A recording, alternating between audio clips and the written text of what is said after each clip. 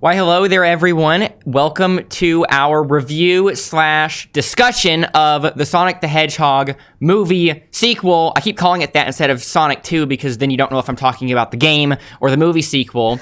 But joining me today, we have two guests, one of which I have collabed with before. That's GeoTheHero. Why don't you introduce yourself, Geo, or reintroduce yourself, I should say. Hey guys, I'm George Rotkamp, but around here I go by GeoTheHero, so you could find me on YouTube, Twitch. That's usually where you'll find me with the GeoTheHero name. I am an illustrator and an artist. I do lots of cartooning, avatars, and all sorts of graphic design. This is a very bad intro, but I'm happy to see you guys. And also, for the first time on the channel, is Nitro Sonic, or would you rather me say the whole thing, Nitro Sonic Zero? You could say that once and then never again.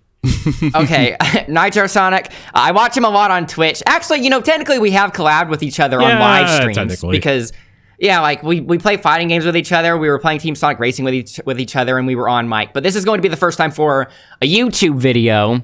So why don't you introduce yourself for the first time, Nitro Sonic? Yes, I go by Nitro Sonic. On YouTube, I primarily upload Sonic and fighting game content at the moment. And of course you can find me there and on my Twitch channel, and I waste a lot of time on Twitter too. And I also have an Instagram and Discord server and all that junk. And it might be obvious already, but the main reason why I wanted to get these two guys specifically for this video is because even though I do consider myself, quite a decent Sonic fan, pretty sure these two guys know more about it than me because you guys replay the Sonic games somewhat frequently, right? And I think you've played more of them than me. And so, initially after watching the movie, I watched it opening weekend. When did you guys watch it? I watched it on the 7th, on April 7th, actually. When did it come out? The 8th. Okay, so it came out the 8th, which was a Friday. Yeah, I saw it on the previous Thursday, Wait, when did you watch it? So the night before, because they just had a listing for it. Oh wow. Yeah. Oh wow. Okay, so you literally watched it as early as possible. Then. Well, the 6th was the fan screening, so that I think would have been that early as possible. Okay, Gio, when did you watch it? I believe I saw it on Sunday. The plan was to watch it with friends, but everyone seemed to be confused, and so I was just like, you know what? I need some Sonic in my life. I'm gonna watch it. I watched it Saturday. I watched it Saturday. So Nitro Sonic saw it first, then I saw it Saturday, and then Gio saw it on Sunday. Mm-hmm. Yep. And immediately after watching it, I wanted to do a review because I did a review for the first Sonic movie. But then upon further thought, I realized that if I make a Sonic movie sequel review, it's probably going to get buried under all the other Sonic movie 2 reviews out there, right? Because there are probably a lot. It is a popular movie. So I thought it might be better if instead of just immediately doing a review by myself, if I got you guys to come on, and instead of it just being a review, we could do like a full-on discussion, podcast type thing, and also kind of speculate about the next movie and anything else. And that would give the video a bit more unique value. You know what I mean? Yeah. The flavor.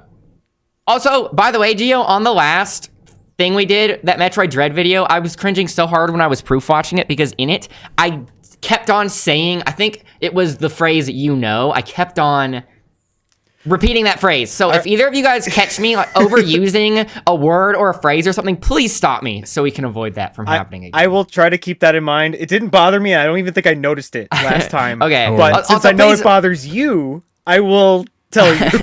Also, please don't let me dominate the conversation because the whole reason I got you guys on here is because I want you guys to spread the Sonic lore knowledge and whatnot. Oh boy, the Sonic lore. Okay, so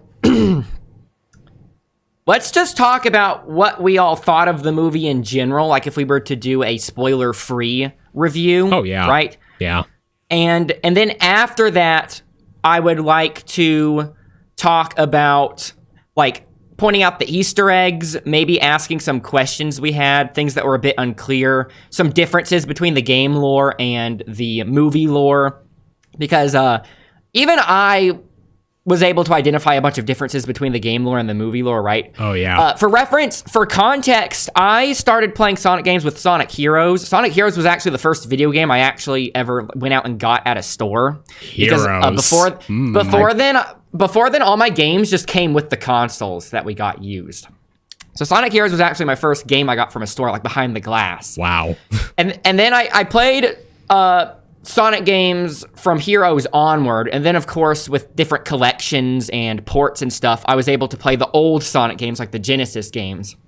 But the Dreamcast era is the stuff I missed, which I know is heresy, because literally Sonic Adventure 1 and 2, those are the origins of the whole modern Sonic lore, right?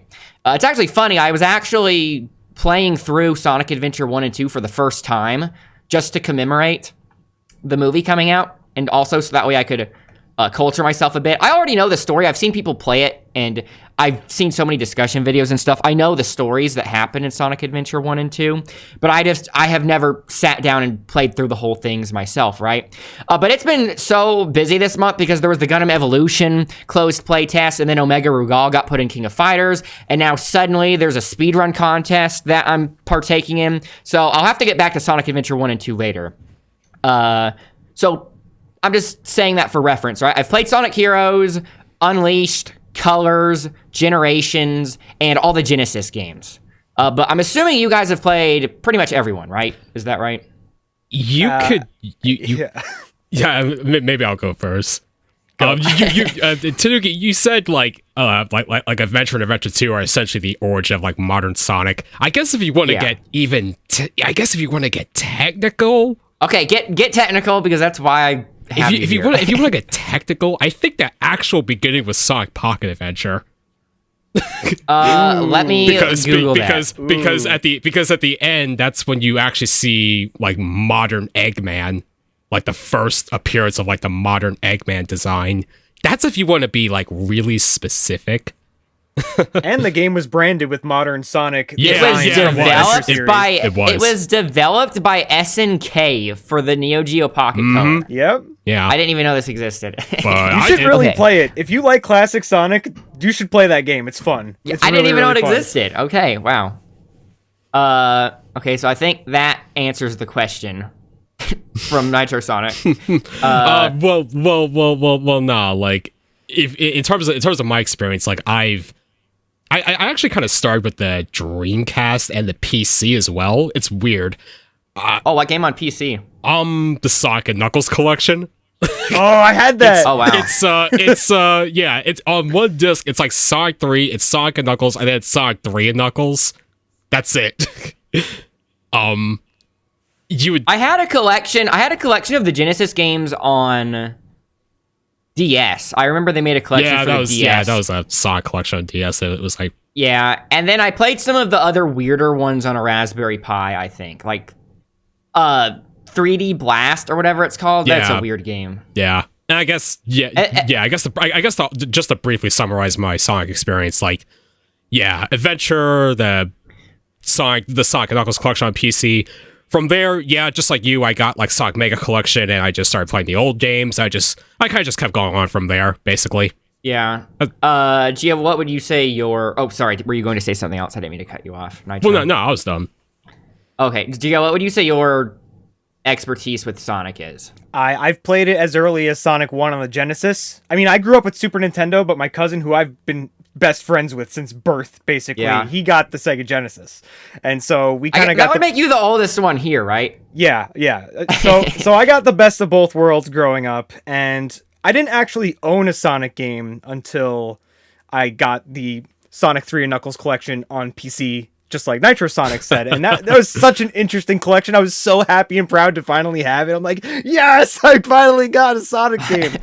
And then I always wanted to play the Dreamcast games, but it wasn't available to me. So when it came out on GameCube, along with the Mega Collections for like the Adventure series era of releases, I was just so ecstatic. I'm just like, I grew up with Mario, but I feel like I've always been much more closer tied to like my love for Sonic games for some reason. I'm actually going to come back to that later, because the whole thing about Sonic was that he was supposed to be the antithesis to Mario, and that Mario is the family-friendly household name, but why would a kid like a stupid guy in overalls when you could have a cool character instead? Yeah. Cool guy. Also, we were talking about this before we started recording, but we can't see each other right now. We're only recording each other. I was not going to wear my hat originally, but I know that Nitro Sonic has a literal like Sonic hair hat, and I thought, no way. If he's going to wear that, then I have to compete with something, right? But he told me he's wearing something else. So whatever you're looking at right now, I don't know about. Why compete when you can compliment? Yeah, so I will see what that is afterwards. So there's a bit of dramatic irony going on with the audience right now. Okay, so now, since we basically talked about, our familiarity with the Sonic franchise, just so that way we can understand that when reviewing the movie, I will start with my, general movie, a super general movie review, spoiler-free. You guys can interject if you want, and then you guys will do yours next, right? Sure. Okay, sounds good. Okay, so I think this movie's actually better than the first one, purely because it has way more stuff from the games in it, right? Because Obviously. Yes. the first one, it's not a fault of the first movie, but the first movie, because it's sort of the origin of this movie continuity, a lot of the screen time is used to set up and introduce these things and these concepts, right? But by Sonic 2, all that stuff's already done, so they're able to just hit the ground running. Unintended, right? Right.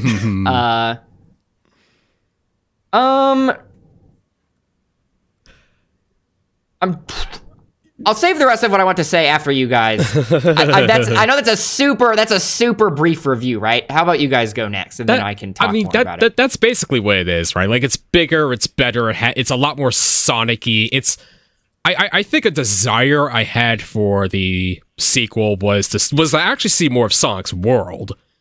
But yeah, I think that's kind of not the case, really. It's more like they seemed as if they were pretty intent on making this a reverse isekai type thing, like Sonic X. Yeah, I could see that. I immediately thought of Sonic X after the first movie.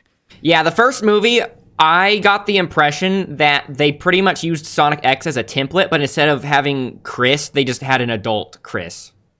Well, I don't know how. Man, why is that really steers me a certain way? Well, I don't mean he's like Chris. I just mean he's like a human audience surrogate. I hate that kid. But anyway. I think it works a lot. It works a lot better in the first Sonic movie because it's like a buddy cop dynamic instead of babysitter dynamic. Absolutely, like a buddy cop road trip movie. Yeah. I think that's why the first one works so well, right? Yeah, because the first movie is really just about Sonic.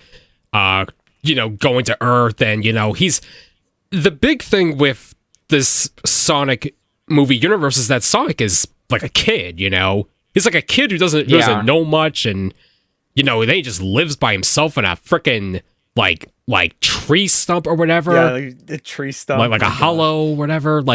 He's like grabbing garbage and whatever from like a small town until he finally decides to interact with humans, and it's just Sonic as a kid figuring stuff out about life and Earth and junk, Yeah.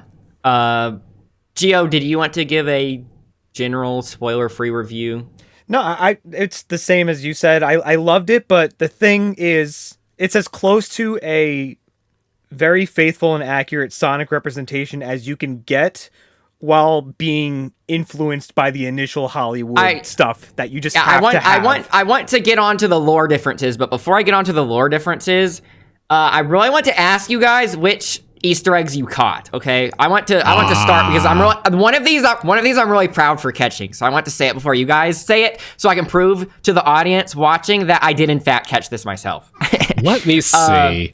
So obviously there's the Mean Bean coffee shop, right? That's yeah. Dr. Robotnik's Mean Bean machine, Puyo Puyo Tetris. That one was pretty in your face. Did you notice that the gun helicopter had SA2 on the side? Literally Yes, I said did. it out loud. I went with my brother, and I literally said, "Oh my God, it says SA2 on it." Yeah, so for anyone that doesn't know, even though I haven't actually sat down and played through Sonic Adventure 2, everyone knows the opening cutscene of Sonic Adventure 2, right? The escape from the city. Mm-hmm. So basically, they're blaming Sonic for what Shadow's running around doing, right? Like, Sonic basically got framed. So they have him in captivity. They're transferring him in a gun helicopter. And he breaks out. And that's the intro of Sonic Adventure 2. Yeah. So it's safe to assume that the SA-2 on the side of the gun helicopter was obviously an acronym for Sonic Adventure 2, right? That's the consensus. Yeah, it's just a little nod right there. Okay, yeah. And then when they were in the Death Egg robot, he pulls out the manual. It's a Sega Genesis looking manual, right? I love that so much. That was fantastic. Yeah. Agents still got that little Genesis manual. It's also kind of weird to call it a Death Egg robot when there was like no Death Egg. Like, yeah. So I just call it a big Eggman robot. That's just what I it don't is. think they ever actually called it Death Egg robot in the movie. Nah, he did. So, Eggman's just full of himself. So yeah, they had the Death Egg robot. Image, you know. It's just the size of his ego. Yeah, that's it. I actually kind of like that they made the Master Emerald just make whatever you think of, because that makes it a lot more believable as to why the robot looks like that. Because if you were actually building a robot in a factory, why would you add a big mustache to it? You know? I mean, we saw. But if it's just manifesting whatever you're thinking... It's branding. Yeah. It's branding. Well, okay, yeah, but from a certain perspective, it just making whatever you think of explains it having like a face and a mustache a lot better, in my opinion. What was I talking about? Oh yeah, the trailers had the Death Egg robot in it, right? Yes. Did you guys watch the trailers before watching the movie, or were you trying to stay like 100% spoiler free? I couldn't avoid the trailers. I just kept watching. I was watching the trailer. I put up a reaction video to like the final trailer. Yeah, they straight up put the Death Egg robot in the trailer. So I was thinking, oh, okay, if they're willing to show that in the trailer, then that must mean they're hiding something else in the actual movie. So I thought that the actual Death Egg would be in the movie if they were showing the Death Egg robot in the trailer, right? So here's something. I mean, aside from that, I can appreciate this kind of trick that's been going on with movie trailers these days. How like they kind of edit like dialogue in the trailer. You know, like you see characters say something in a part of a trailer, and then you go to the movie, and then you see that they'll actually say it there. They say it somewhere else or something. Right. I noticed that a lot. Like they did that a lot of times. Yeah, it was just like. There was times where Sonic's laughing and then like he gets hit by something, and that was just for a punchline for the trailer, but then in the actual movie he just gets hit by something. And so I guess they're doing that so that when you actually see it, you still feel like it's a fresh experience. I can appreciate that. Yeah. I think of it like you know, there are multiple anime openings that do this, but the main thing I can think of is Full Metal Alchemist Brotherhood. You know how the opening of that anime shows all these fights that never even happen? I don't think I've even seen. I don't think I've even like seen the intro for that. Geo, do you know what I'm talking about? I understand what you're talking about, and I've seen both shows of Full Metal Alchemist, but the only intro that I remember of that show is "Ready, Steady, Can't Hold Me Back" from like the original show. Okay, so anyways, okay, my point is that in the opening it shows these characters fighting in like this scene that never actually happens in that way. So I think of it more as a metaphor, like. These characters have conflict in the show. Yeah. I wonder what it'll be like. Here's an image. You know what I mean? Mm-hmm. I wonder if the reason they didn't put the Death Egg in there is because they know a bunch of parents are watching this without having any knowledge of the Sonic movies. Well, maybe I should say critics are watching this that don't particularly even play Sonic games. And maybe they thought the Death Egg would be like, this is ripping off Star Wars. Even though it is, but I think they're waiting it's older for the than third that. movie, honestly. Like, I feel like they want to take it as high as it could possibly go. Let's bring Sonic to space at like the third movie. Like, I feel like that's what they're gonna do. I thought he was going to make the Death Egg with the Master Emerald, and then the Death Egg robot would like come out of it or something. I think that might have been because you gotta remember this thing wasn't even shot in IMAX. It was like it's still kind of not like a big budget thing, you know. Yeah. So still talking about the references and stuff, the Easter eggs. This one's a little more subtle. Maybe this one's a bit of a stretch. I mean, obviously he drinks the bubble when he's underwater, right? I love it. I wouldn't call that an Easter egg. That's just literally straight up source material. What I don't love is that they didn't, put in the tense music. Just okay. I was going to ask about that because I was keeping an ear out for that and I didn't catch it, but I saw someone online saying that it was actually in there very subtly. I didn't catch it at all. No. So I'm going to have to rewatch it and see if they were just trolling or not. I'm gonna buy whatever Steelbook Blu-ray they got and watch it again. Yeah, you should check. Maybe if anybody's watching this video later, like after they released it on Blu-ray or something, maybe you can tell us. Yeah. Future. This one's a bit of a stretch, but Sonic did the countdown to Knuckles when they were under the water, and he was trying to time like when they're going to push the pillar off. That's more of a we gotta lift this thing, bro. That's what I was. Yeah, I know canonically it's not a countdown to drowning. I just thought it was sort of uncanny that they go in the water, drink an air bubble, and then do a countdown from 3. Yeah, the drowning timer. The countdowns is absolutely for lifting that pillar. Yeah. Well, yeah, I know canonically speaking. I just mean maybe there's a bit of a meta thing going on there. Maybe you're looking too far into that. I know it's a bit of a stretch. Just like how, I mean, I wrote this on here. It's not really a reference, but like Sonic drops his rings when he's cornered on the mountain. That, you know what? I do feel like that was a reference. I didn't even think anything of it the sound until effect, later. The sound effect did happen, I think.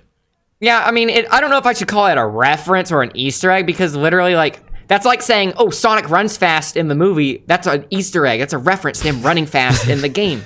Sonic has eyes in the movie. That's a reference to him having eyes in the games. But in the movie, the rings don't have anything to do with his health or his life or his HP, right? No. So it was kind of funny that when he was cornered and he had no way out, he dropped his rings coincidentally at the same time. Even though in the movie, of course, dropping the rings means he has no escape since they open up the portals. I just thought that was funny. Because they actually made him drop his rings when he was in danger. I think they did that in the first movie, too. Did they? Oh, it was on top of the building, I think. He dropped the rings onto the street, and then when Eggman was going to chase him, he just sped up and like picked up all the rings and then ran away. Oh, so yeah. It's like, they're both similar types of ideas on that type of take. Yeah, I wouldn't really call it a reference, but it is a take. Yeah, you said it well. Are there any other references or things that I missed? There's a because few. those were the ones I caught. Okay, what are they? Well, the chili dog, obviously. Mm-hmm. Well, yeah, that's not a... Okay, I mean, there were multiple chili dogs in the movie. That's not an Easter egg. Geo, you're talking about like when Sog was in the city, right? Wait, hold on. With the chili... I was talking about towards the end. There are multiple chili dogs, and none of them are that sneaky. Okay, forget the chili dog. The Green Hill Zone ringtone during the wedding. That was obviously a trailer. that, yeah. That wasn't a trailer. and what's the funny Splash is Hill Highway sign from Sonic 4. Yes. Oh, yeah. What was that? That was when Knuckles punched through that truck of water. It said Splash Hill on it. Oh, I missed that one. Yeah. That was from Sonic 4? Splash Hill Zone is from from Sonic 4. As in the one everyone hates, like the mobile Sonic 4. It's a game. It's not. I think people hate it more.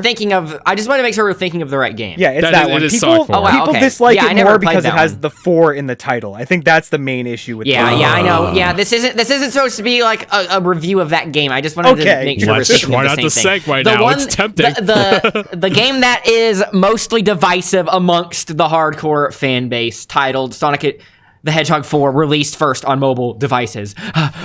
There, I said that in the least charged language possible. Was there anything else?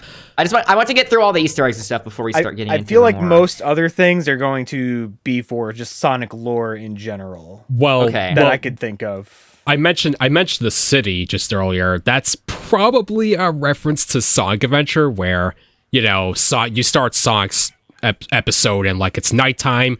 He's staying on top of the building, like, oh yeah, this is happening, something like that. And like the police cars, he sees the police cars like chasing something. Turns out it's like chaos. But in the movie, it's like, oh, he's on top of a building. He sees police cars like chasing after like an armored vehicle or something. It's like, yeah, I don't know. It's probably a loose reference. I don't know. I just think that's taking elements from the shows, right? I mean, from the games, taking elements from the games. and also Sonic X, because like there's police and having Sonic X. There's guns. Yeah, I just meant the specific moment of Sonic like standing on a building at night.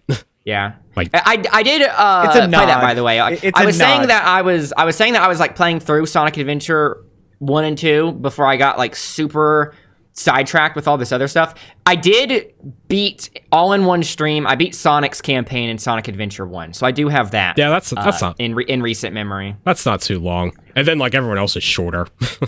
Yeah, I figured like Sonic's the main one. Yep. Yeah.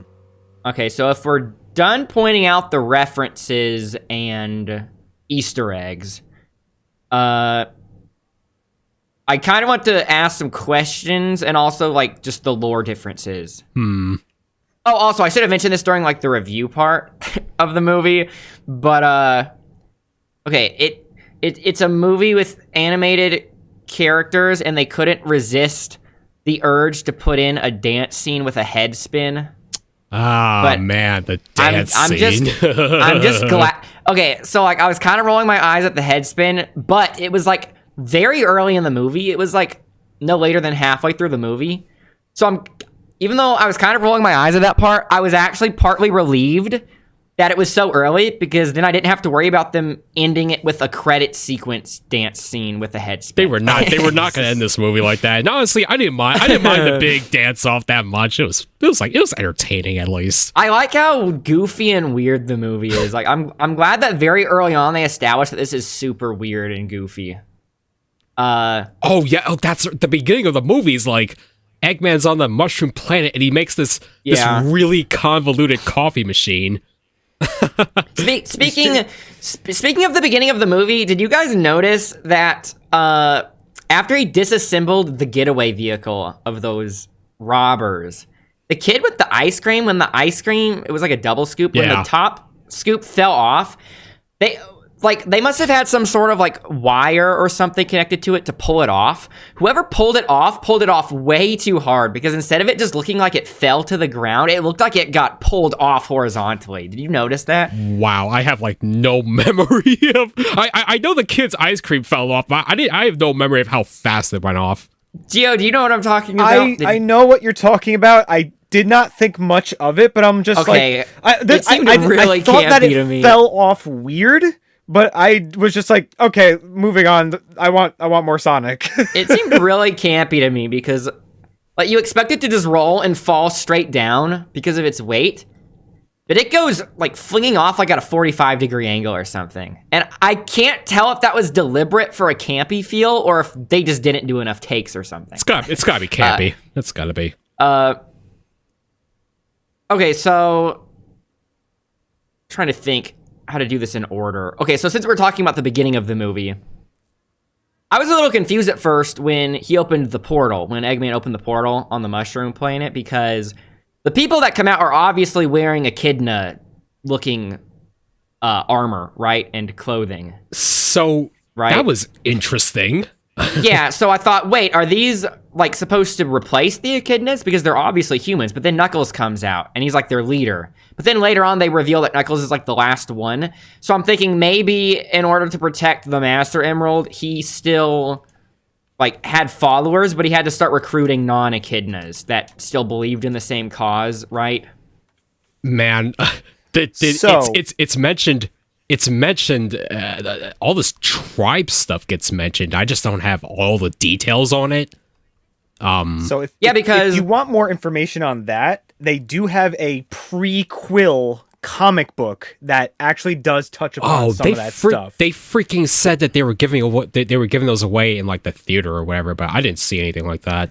I didn't read it. I can guarantee you my theater did not have that. I only saw a video of someone describing what happened like in the issues, but they do touch upon that exact fact. Like they go through Knuckles' entire story like leading up to his appearance through the ring at the beginning of the movie and why he met up with I don't think it was a plot hole or anything in the movie.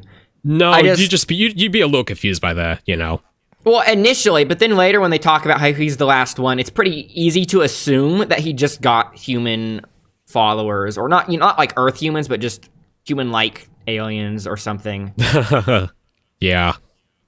Because like the whole movie continuity is they were against the owls, so he could probably just find like some other faction that hates the owls, and then they would be willing to team up with him. Because, there's no question about it. That was Echidna gear, right? Like the feathers and stuff. Yeah, it I looked thought like it was just tribal, but I wasn't sure. it looked kind of like the gear the Echidnas had in the first movie at the beginning.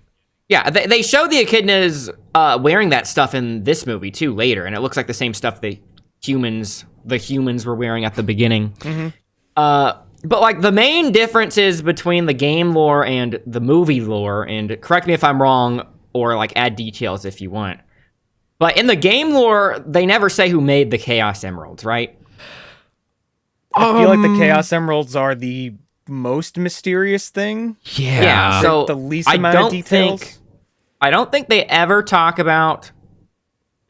mention who created the Chaos Emeralds or what their origins were in the games, right? It's just that the Echidnas have been tasked with protecting them since they were made, right?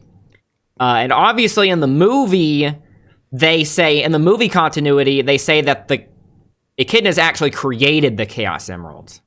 It's a different continuity then. Yeah.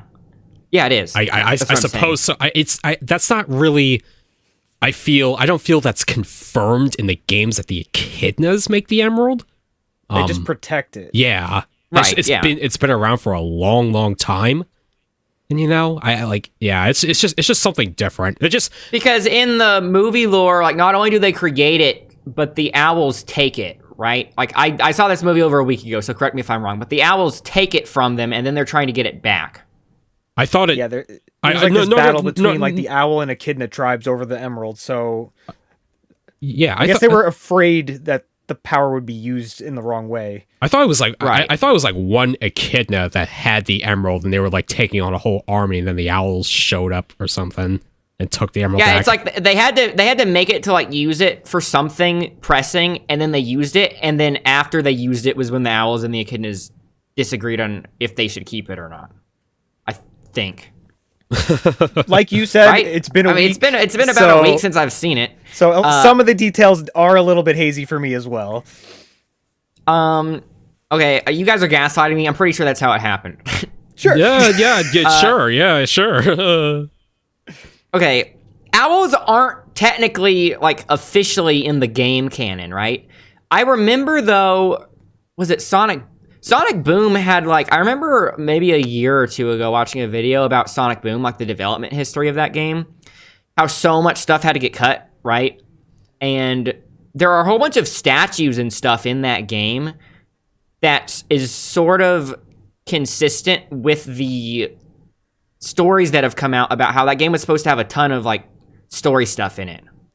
But they just had to cut it. So you see some traces of that with weird statues and stuff throughout the game, even though in the game they never really acknowledged them. Am I right? I didn't play through Rise of Lyric myself, but I did notice all the big statues and junk. But as far as I remember, I don't think there was so much emphasis on that. I don't know. But are the owls at all in the games, or is that entirely a movie continuity thing? The only thing I can think of in terms of an owl in the Sonic canon is freaking Professor Owl from the OVA. Well, I thought you were going to talk about the yeah. Sonic Riders character. No, because the Babylon Rogues are freaking Jet's a hawk and Wave's a swallow, Storm's an albatross. Yeah, that's the... But the only... language, is language there from the Babylons owl in Sonic Riders? is in the movie. Yeah, that's true. Wait, what? That statue? Yeah, the statue in the mountain, right? Right, the statue in the ice caps when Sonic moves those characters, the letter characters around to get the right code. That was Babylonian. Yeah, that was confirmed Babylonian language from the Sonic Riders games. Man. Wow, I need to go back and look at the stuff from Sonic Riders. Okay. Why didn't you mention that when we were talking about references? Well, because this is lore. Come on, you're jumping around to this some is places, lore, my dude. lore/references, nods, Easter eggs. They're all very much interconnected. It's very much all in the same pot. This got me kind of hyped, though. I'm looking at Old Man Owl. He was from the OVA. Yeah, that's the only owl I can think of. I guess that's what they sort of based it on then. Well, I don't recall. I don't recall if he was supposed to be a parental figure to Sonic, but that's... Well, I don't think it matters. I just think that's where they got the idea of having just an owl character. I guess I mean, it could be. Are you sure Storm's an albatross? Storm. He is. I don't know why. I was Storm thinking the he was an owl. albatross. It's his name. You're thinking Storm Literally- Owl because of Mega Man X4. Maybe Mega Man X4 created. Yeah, you better Storm back Owl- up, bud. Like, Storm Owl created a Mandela effect in my brain. That's what happened. sheesh. You and the Mega Mans. And then also, the Sonic lore, gun had already been a thing. Yeah, But in the that's the game lore. In the movie lore, gun was created in response to Sonic. well, not to Sonic specifically. They've been around for a long. Well, I'm saying in the movie continuity, they were made in response to Sonic. They made it sound like that. That's what I remember from watching. But in the game lore, Yeah. they've been around for a while. Yeah, I was thinking back at the first movie, and it was like I think it was specifically the government that kind of helped Eggman fund his projects or whatever. Yeah, I don't think we don't see it Gun really at all in the matters first that movie. much. I don't think it matters that much because I saw people talking about how, if Gun was just recently made, won't they have to like rewrite a bunch of other stuff that happens previously off screen? But they could just say the government did it before Yeah. Gun. Because, I mean, Gun is still part of the government. Like, yeah. or like the same people that formed Gun were. Yeah. Were Like the part of same that, employees. The same employees, they just changed the organizational structure. Yeah, so I don't think that it's that big of a deal. Okay, I have a question here. Since you guys remember it from a week ago so well. I mean, things are still hazy to me, but As much as I can. I'm remembering as best as I can. So near the end, after the last fight, and it was after the Master Emeralds shattered and the Chaos Emeralds came out. After are we in spoiler territory? we've been talking about spoilers this whole time. What are Did you talking warn about? people at the beginning? Maybe you did. I think so. It's been a week. I'll put it up on. It's been a I'll week. put it If up you on haven't screen seen or it, go something. see it. Yeah, I was going to say that, like, ideally I would have liked to make this video, like, right after watching the movie, but then in hindsight, I think it's actually better to post it a week later, because then everyone has seen it already. I suppose. Or everyone that wants to see it probably has seen it already. I'll go back, and if I notice that I didn't mention anything about spoilers, I'll just put a thing on screen. Oh yeah, do your thing.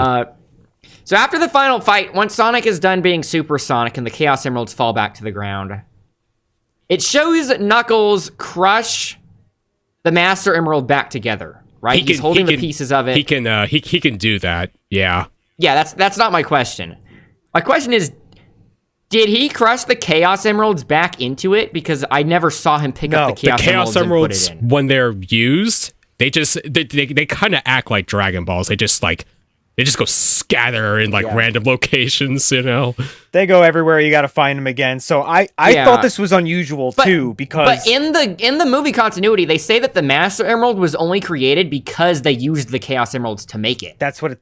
So I was very if confused. you were to quote repair the Master Emerald, not having its sources of power inside of it, like is it even the Master Emerald anymore? It's kind of weird because I was a little surprised. I was like, oh, the Chaos Emeralds are in the Master Emerald.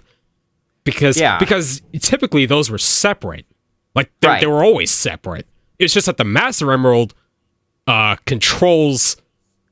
how's the saying go? The Master Emerald, like, controls and unifies the Chaos it's like Emeralds. the servers of, like, the Yes. chaos or something like that. Yes. There's a whole spiel that they say in the Adventure series. Yes. Yeah, so that's why I thought it was weird that if he were repairing the Master Emerald, they didn't make it a point that he put the Chaos Emeralds back in it when he crushed them together. Yeah, because the Emeralds already went away. The Master so, Emerald like, shards were like already on the ground, and he put it back together. Yeah, but does it have any power anymore if it doesn't have the Chaos Emeralds in it? Probably not as much, but I guess It was just glowing. for It was glowing a bit in the cooler that they put it in, of all places. I wonder if they deliberately did that, because I don't know if Knuckles would necessarily know that he needs to put the Chaos Emeralds back into it. Oh, so it could be like a story plot beat point in like the next I'm thinking movie. maybe they're actually trying to set up that bit of dramatic irony for the next movie. I wonder if the Master Emerald will be used to try and find the Chaos Emeralds. Who was it in the movie that actually explained the lore behind the Chaos Emeralds being used to make the Master Emerald? That was like the Long Claw hologram, right? Yeah. So Knuckles himself never confirmed that he actually knew that, right? He just knows he needs to go get this thing. He might not necessarily know how it works. Yeah, he was only talking about the Master Emerald. The Chaos Emeralds, that didn't really... Yeah, so maybe he didn't make that connection. Like I said, maybe it's deliberate, because I feel like they would have... for them to make this whole point about the Master Emeralds being fueled by the Chaos Emeralds, and if they also made it a point that he put it back together, why would they not deliberately show him put it all back together? Yeah, but again, the emeralds literally flew away. Yeah. Well, then you figure you would wait to crush it back together until you get the other ones. Like, this is why it's so weird, because, like, it's not like that in the games. So it's like, I know. Why are the emeralds inside of the Master Emerald, and how are you just going to gloss over the fact that he just pushes it back together? Like, you can't. You can't do that. It's the movie canon. Packs a snowball together really hard. Explain! When Sonic turned to Supersonic, he did something that I can't recall really seeing from a game, where he literally catches the Eggman robot's arms when it's trying to punch him, and he just crushes the arm like Goku. I'm just like, rules of nature. I'm just like, okay, yeah, like they're just Dragon Balling this. All right, I guess that's what they figured they should do, because it's already basically Dragon Ball. I don't think it was a bad choice. So Supersonic now has like super strength, and the Chaos Emeralds are like Dragon Balls, and they fly away when they're done out of use. There, sure, cool. That fight with Supersonic reminded me so much of the Unleashed opening. Yes. I love that so much. Yeah. Yes. Speaking of that, Sonic Unleashed opening sequence is probably the best directed CG I've ever seen. Yes. Sonic Unleashed, the last Sonic game with a budget, like a budget. I just wanted to shout out the opening cutscene to that. It's so good. I watch it pretty regularly, like every year, at least at some point. Just like, cool. Yeah. The annual Sonic Unleashed intro rewatch party. Yeah. Even though it's like 2 minutes long. I'm buying that as soon as it gets put on Steam, if it ever does. I hope so. Same here. So, since we're kind of alluding to like sequel stuff with the Master Emerald now, I guess we could start talking about like the after credit scene and then what we think the next movie will be. The future. Because Sonic 2, the movie Sonic 2, was basically a compilation and retelling of Sonic the Hedgehog 2 and 3, right? Yes. Well, if you want to, as close as you can to the Hollywood movie can, yeah, I guess so. Yeah, what I mean is Sonic the Hedgehog 1, the first Sonic movie was basically Sonic the Hedgehog 1, with like a little bit of Sonic X, right? Mm-hmm. Yeah, I suppose. So it was like the intro thing, and it's like going with like classic Sonic. I know it's its own continuity, but between like modern Sonic, classic Sonic, it's kind of like classic Sonic.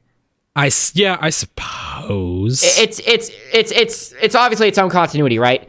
And then the most recent movie that came out is sort of a compilation / I'll say adaptation. An adaptation of Sonic the Hedgehog 2 and Sonic the Hedgehog 3 and Knuckles. Yeah, because you get obviously Tails. I mean, we haven't even brought up Tails. Right. Tails, it's so weird. Apparently Tails has been watching Sonic this whole time with a device from his planet. That was strange. He's been watching Sonic this whole time on Earth, dealing with Robotnik, from the first movie, and then he hears that Knuckles is apparently coming to Earth, so that's like his purpose. Like, he's gonna go to Earth and warn Sonic and then go back. But then Sonic's like, nah, bud, stay. Like, we're going on an adventure. I didn't think that. I mean, hearing you say it out loud, that is really weird. But for some reason, I didn't question interplanetary surveillance like that. Tails is a genius. He could just do it. Which is another portals nod that can go from one place to another. Also, I'm glad that they respected the original creator's wishes of keeping Sonic and all of his other friends' origins sort of mysterious. Because even though you see baby Sonic and Longclaw, who's basically his adopted mother, you don't actually know where he came from. You don't know where Tails came from. You don't know where the echidnas came from. Yeah, I mean, all I know is that Tails came from his own tribe. Yeah. Wow, that's so weird to me. They got tribes? Like, man, that's kind of interesting, actually. So basically what I was getting at is that if this movie was an adaptation of Sonic 2 and 3, and obviously, since the after credit scene shows the ultimate life form, then surely that would mean that the next movie would have to be an adaptation of Sonic Adventure 1 and 2. Because if they finished Sonic, if they had finished adapting Sonic 2 and 3 in this movie, then that means they're kind of like done with the classic Sonic arc, and they're kind of moving into the modern Sonic arcs, right? They've even a little bit of the modern Sonic stuff has blended in. I'm specifically talking about Gun, but like, right. That's what I'm saying. They're kind of using that to segue. Man, because this is its own continuity. They're trying to adapt both classic and modern Sonic stuff in the same continuity, and so they're kind of segueing into full modern Sonic arcs. The thought of smushing Adventure 1 and 2 into a movie together, oh man. That does sound pretty loaded. I think they might actually just like skip adventure stuff and just go to Adventure 2. That's what I was thinking, because the thing is, it has to at least have Adventure 2 if Shadow's in it. Yeah, they have but to if prioritize they did one and 2, that would be very loaded. It's just like with this movie. You have to prioritize one over the other. This one is much more referencing Sonic 3 than anything else. Like, yeah. It's only 2 because Tails is in it. But it's also because Sonic the Hedgehog 2 didn't really have that much of a story because it's an old game. Well, yeah, it's based off the game, but it's not like a story of like the Genesis game. It's like... Right, so what I'm saying is that they didn't really have to axe much story from Sonic 2 in favor of 3, because there was already like so little there. They were able to fit both. This is just about obviously, like this is just about these weird creatures and this weird dude just on Earth just doing their thing, you know. So obviously, if you were to try to condense Adventure 1 and 2, you would have to deliberately like write some things out. Of course. Or just make it like a 4-hour-long movie. Part 1 and Part 2. Yeah, Sonic the Hedgehog 3 Part 1, Sonic the Hedgehog 3 Part 2. Yeah, that won't be confusing The at all. lock-on technology. No. You freaking you wait till Sonic the Hedgehog 4, then it's Part 1 and 2. I thought of as soon as I said that, I thought about it, and I was like, no, I can't bring up Sonic 4 again. Oh yeah. Get them tickets, son. It'll be called like Sonic 3 and Shadow or something like that. Yeah, I think they actually... Didn't they already announce the... No, I guess they couldn't announce the subtitle because that'd be a spoiler for the ending of 2. You want to know what would be unironically epic? What? You know how the Mario movie by Illumination is supposed to come out sometime? Oh boy, Chris Pratt Mario and Seth Rogen Donkey Kong. Imagine if we could poetically get a rematch of the whole Nintendo versus Sega console wars, like a proxy war with the movies.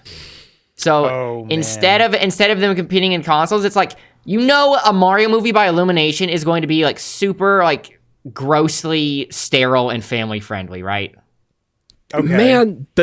Man, I swear, I just look at the voice cast. I'm like, yeah. So imagine if the Mario movie comes out and it's like this super like family friendly thing by Illumination. Yeah. But then shortly after, Sonic the Hedgehog 3 comes out, and because it has Shadow in it, it has to be like rated R. R? Whoa. So then it's like, oh yeah, this is the cool video game mascot movie. At least not your PG-13. stupid Mario movie.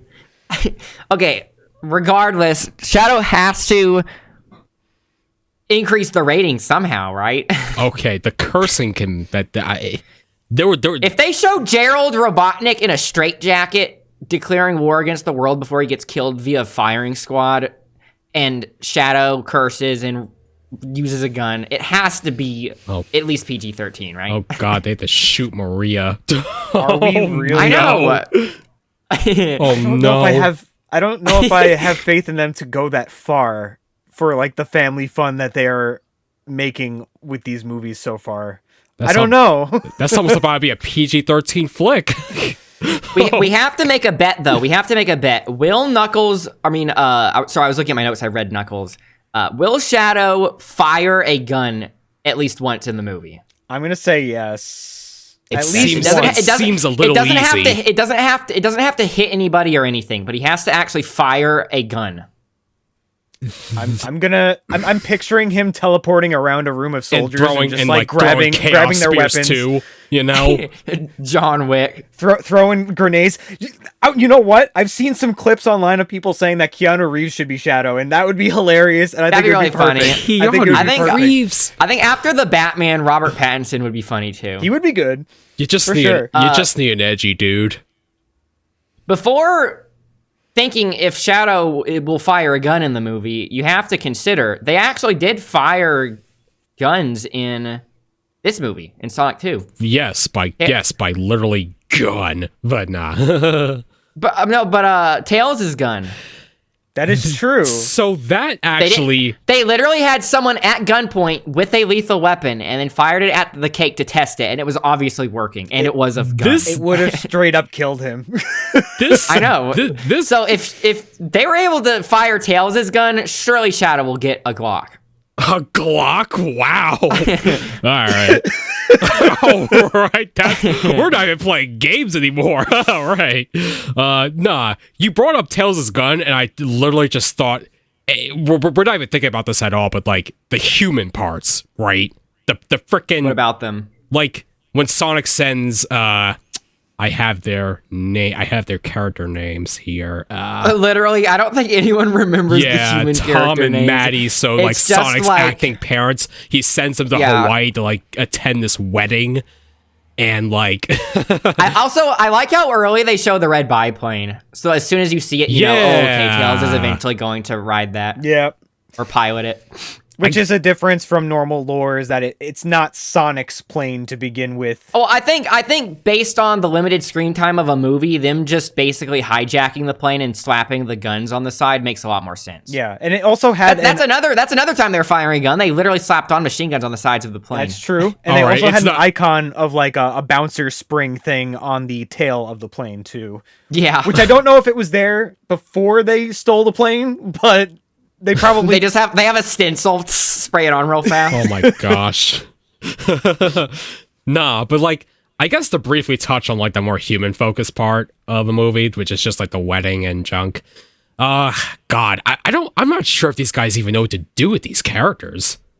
I actually thought that part was surprisingly funny. Yeah, and when they, what's her face? I have her. Yeah, Rachel. It's Rachel's wedding, played by Natasha Rothwell.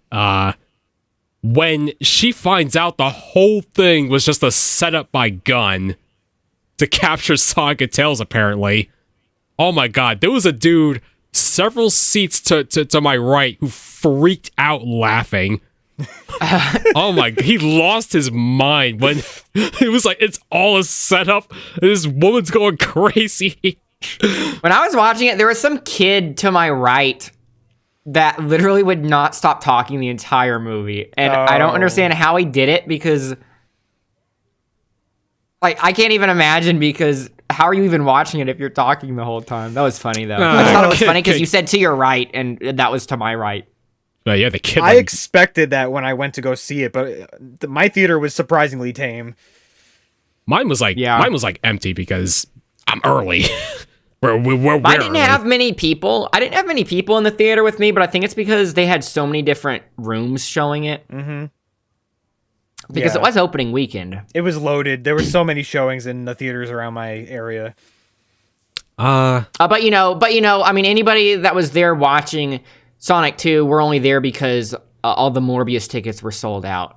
Of course. Of course. It was, and they already drove all the way there, so they might as well watch something. Man, they can catch the next Morbius sweep. Shoot. I didn't even see. You want to hear a cool? Oh, sorry. What was that? I didn't even see that movie, but I just heard how trash it was. Apparently, Well, I'm gonna have to see that movie eventually. Statistically speaking, if the movie sold over 1 trillion tickets, that means on average, each person has seen it at least once. So you are quite the anomaly if you haven't seen it yet. I see. Something cool that I was thinking of, I think actually my brother was the one that was proposing this idea, and then I thought about it a bit more. But basically, if they go from Sonic 2 and 3 straight to Sonic Adventure 1 and 2, they're basically skipping CD, right? Oh. And you know, I was secretly hoping Metal Sonic would like show up. yeah, I'm going to get to that. So Hold on, he might still show up in the next one. yeah. Here's my idea. Okay, it's kind of my brother's idea as well, like our idea. We were sort of speculating. So if they're skipping Sonic CD, which is basically the origin of Metal Sonic, that would be a big shame if Metal Sonic doesn't show up ever, right? So I think a really, really good way you could introduce him is okay, so you know when Eggman had the Master Emerald, he was basically able to fabricate whatever he wanted just with his thoughts. Oh yeah. What if, because he's smart enough, he actually fabricated a plan B? So what if in the background, secretly, he actually made Metal Sonic? Dude. And Metal Sonic caught him when he was falling. Oh man. Dude. Out of the Death Egg robot. Oh man. we don't see how Eggman even survives the crash, so Yeah, you don't see it. But you can assume he got away, right? Because if he was still sitting there, they would have seen him because they didn't really move that far away. Sonic 3 really about to have Metal Sonic and Shadow in it? Oh man. The thing is, Metal Sonic has so much plot potential that Sega never takes advantage of, right? Like Sonic Heroes was pretty much the only time, I guess in the OVA too, since Metal Sonic is in the OVA as the main as one of the main villains.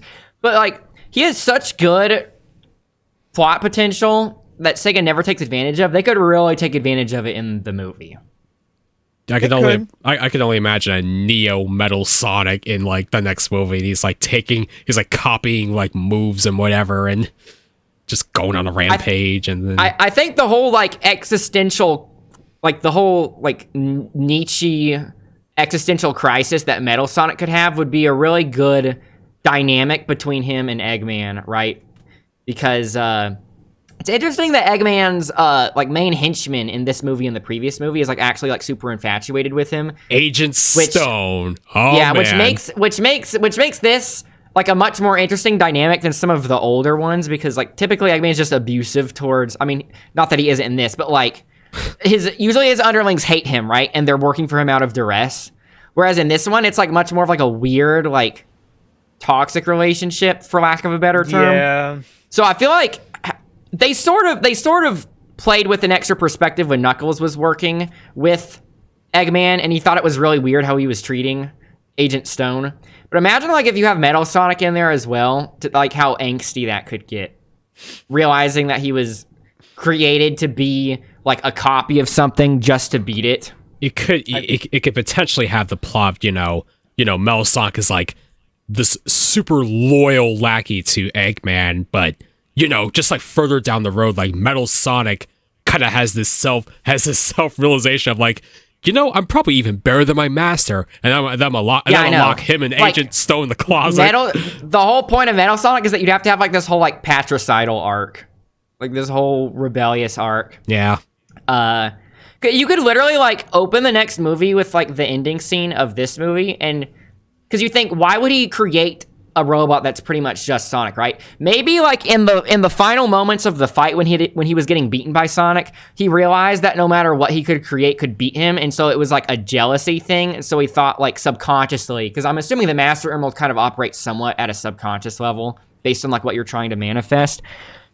He realized that the only way to beat him is to basically fight fire with fire, which is maybe how they're going to retcon when Metal Sonic was created, and he catches him and saves him and runs off, right? I suppose, but now I'm just thinking, man, there's a lot that goes on with Shadow, And yeah. I think they may also introduce like Rouge.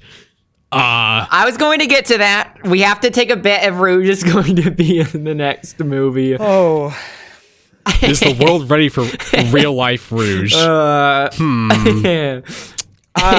oh wait. Before that, even is Amy gonna be in the movie? So they I think she has a good chance. They skip CD, but Yeah, so it's Amy not like and Amy Metal Sonic would be the CD it's stuff. not like Amy can't show up, but I don't know where the heck Amy even like where is Amy and Rouge? Like they have to already exist somewhere. I guess still on the other like on Mobius or whatever. I don't know. Whatever other planets they're from. Well, I mean, Rouge is just Yeah. part of a bat tribe or something. they never called the planet by name in this movie, did they? Did they ever say Mobius? no, the only planets that are named are Earth and the Mushroom Planet. The mushroom Yeah. planet. Well, that's not really a name. It's just the dub for the name. Like, they just dubbed it Mushroom Planet. I mean, it's literally the mushroom. Well, yeah, It's the it is mushroom dubbed the mushroom planet. planet. Yeah. Yes, Sonic. Sonic has like the whole map with the Master Emerald on it, junk, and there's like a bunch of planets. Man, are we about to have? By like the a, way, going back to that prequel comic, since it's the movie lore, they actually do show. I saw comic book pictures of like the different locations from the games, but like reimagined to be what they would be like in the movies in the comic. So they had like Spring Yard Zone, Hilltop. What else did they have? They had Mystic Cave, I think. man, that So like Tails was like hopping through rings trying to find Sonic like before the second movie starts, and so he was going to all these old locations from this the kid's- games. This but kid's they were hopping through slightly- zones. But they were slightly changed. So I really think we're sleeping on this comic because it touches upon Sonic's story, Tails, Knuckles, and Robotnik's right before the second movie even happens. Yeah. So I didn't even know this was a thing. yeah, It also reminds me of another lore difference I forgot to point out, but Angel Island in the games sank, like it fell and sank into the water. Like it crashed into the water because the Chaos Emeralds is what was powering it floating, right? yeah. So- the Master Emerald. Yeah, the Master Emerald. Yeah, the Master Emerald. Yeah, so it was being powered by the Master Emerald to float, and then when it was taken, that's when it fell. In the movie, it was just under the water already. So that's not that wasn't really Angel Island. Right. If I mean, it was basically that movie's version that of it, whole right? maze-like temple is kind of a reference to Labyrinth Zone. It's a reference to Labyrinth Zone. Yeah, it's definitely like more visually like Labyrinth Zone, but story-wise, it's basically the movie's version of Angel Island, right? Am I wrong? Calling it Angel Island's a stretch, man. That's just just the place they hid the Master Emerald. Yeah. It's what it makes you think of the most, but it's not No. Angel Island. No. I mean, No. if Angel- we want to be generous, it's that little part of Angel Island in Sonic Adventure that you take the bridge to get to, where the Master Emerald is Wow. being held. Yeah. It's just that little part of it. Maybe. Was there anything else? I mean, there's a lot of little details, like Something that people are, again, I was sort of alluding to this, but people are critiquing that gun was created in response to Sonic if Shadow had already been in cryosleep for 50 years. But like I said, you can just say the government did that instead of gun. right. It's just a difference in the movie lore to the game lore. That's all that it really And is. I guess with that being the case, like, what would Shadow's origin story just be like? Like, oh, the U.S. government just stepped up to the space colony arc that might exist up there, and they just kind of did their thing. Because you can just replace the phrase gun with the government, and it's basically the same story, right? I think the one reason why people were confused about it, though, is why they wouldn't have known about it. Why? Who wouldn't have known about? Because Project Shadow? Because in the game lore, if Gunn had been around for a while and did Project Shadow, right, they'd be able to kind of keep that from the government, like from the rest of the government. But in the movie, at the end, they said like, "Oh, we literally just now happened upon this document from 50 years ago that we somehow didn't." That was a about." little weird. Even- yeah. I think that's the thing people are critiquing, but still, I mean, It was 50 years ago. You could probably try to sweep something under the rug. I don't think it's that much of a stretch. I mean, there's a lot of top secret things that people high up in government never hear about. So yeah, like I don't think it's that much of a stretch to think that they wouldn't know about it until now. So correct me if I'm wrong. Like I said, I haven't actually played Sonic Adventure 2. I've just seen so many other people play it. The reason why Shadow gets woken up is because of like a doomsday protocol that Gerald Robotnik basically installed, right? I thought that Shadow got woke up because Eggman was looking for. Is Eggman Project the one that Shadow. wakes him up and tries to use him? Eggman wakes him up with the password, which is Maria. Okay. Yeah. So when it showed him at the end of the credits, are we assuming that Eggman was the one waking him up? Because he was nowhere to be seen. I feel like that was just a scene made to hype us up. Maybe. I don't think he's actually awake right now. They just...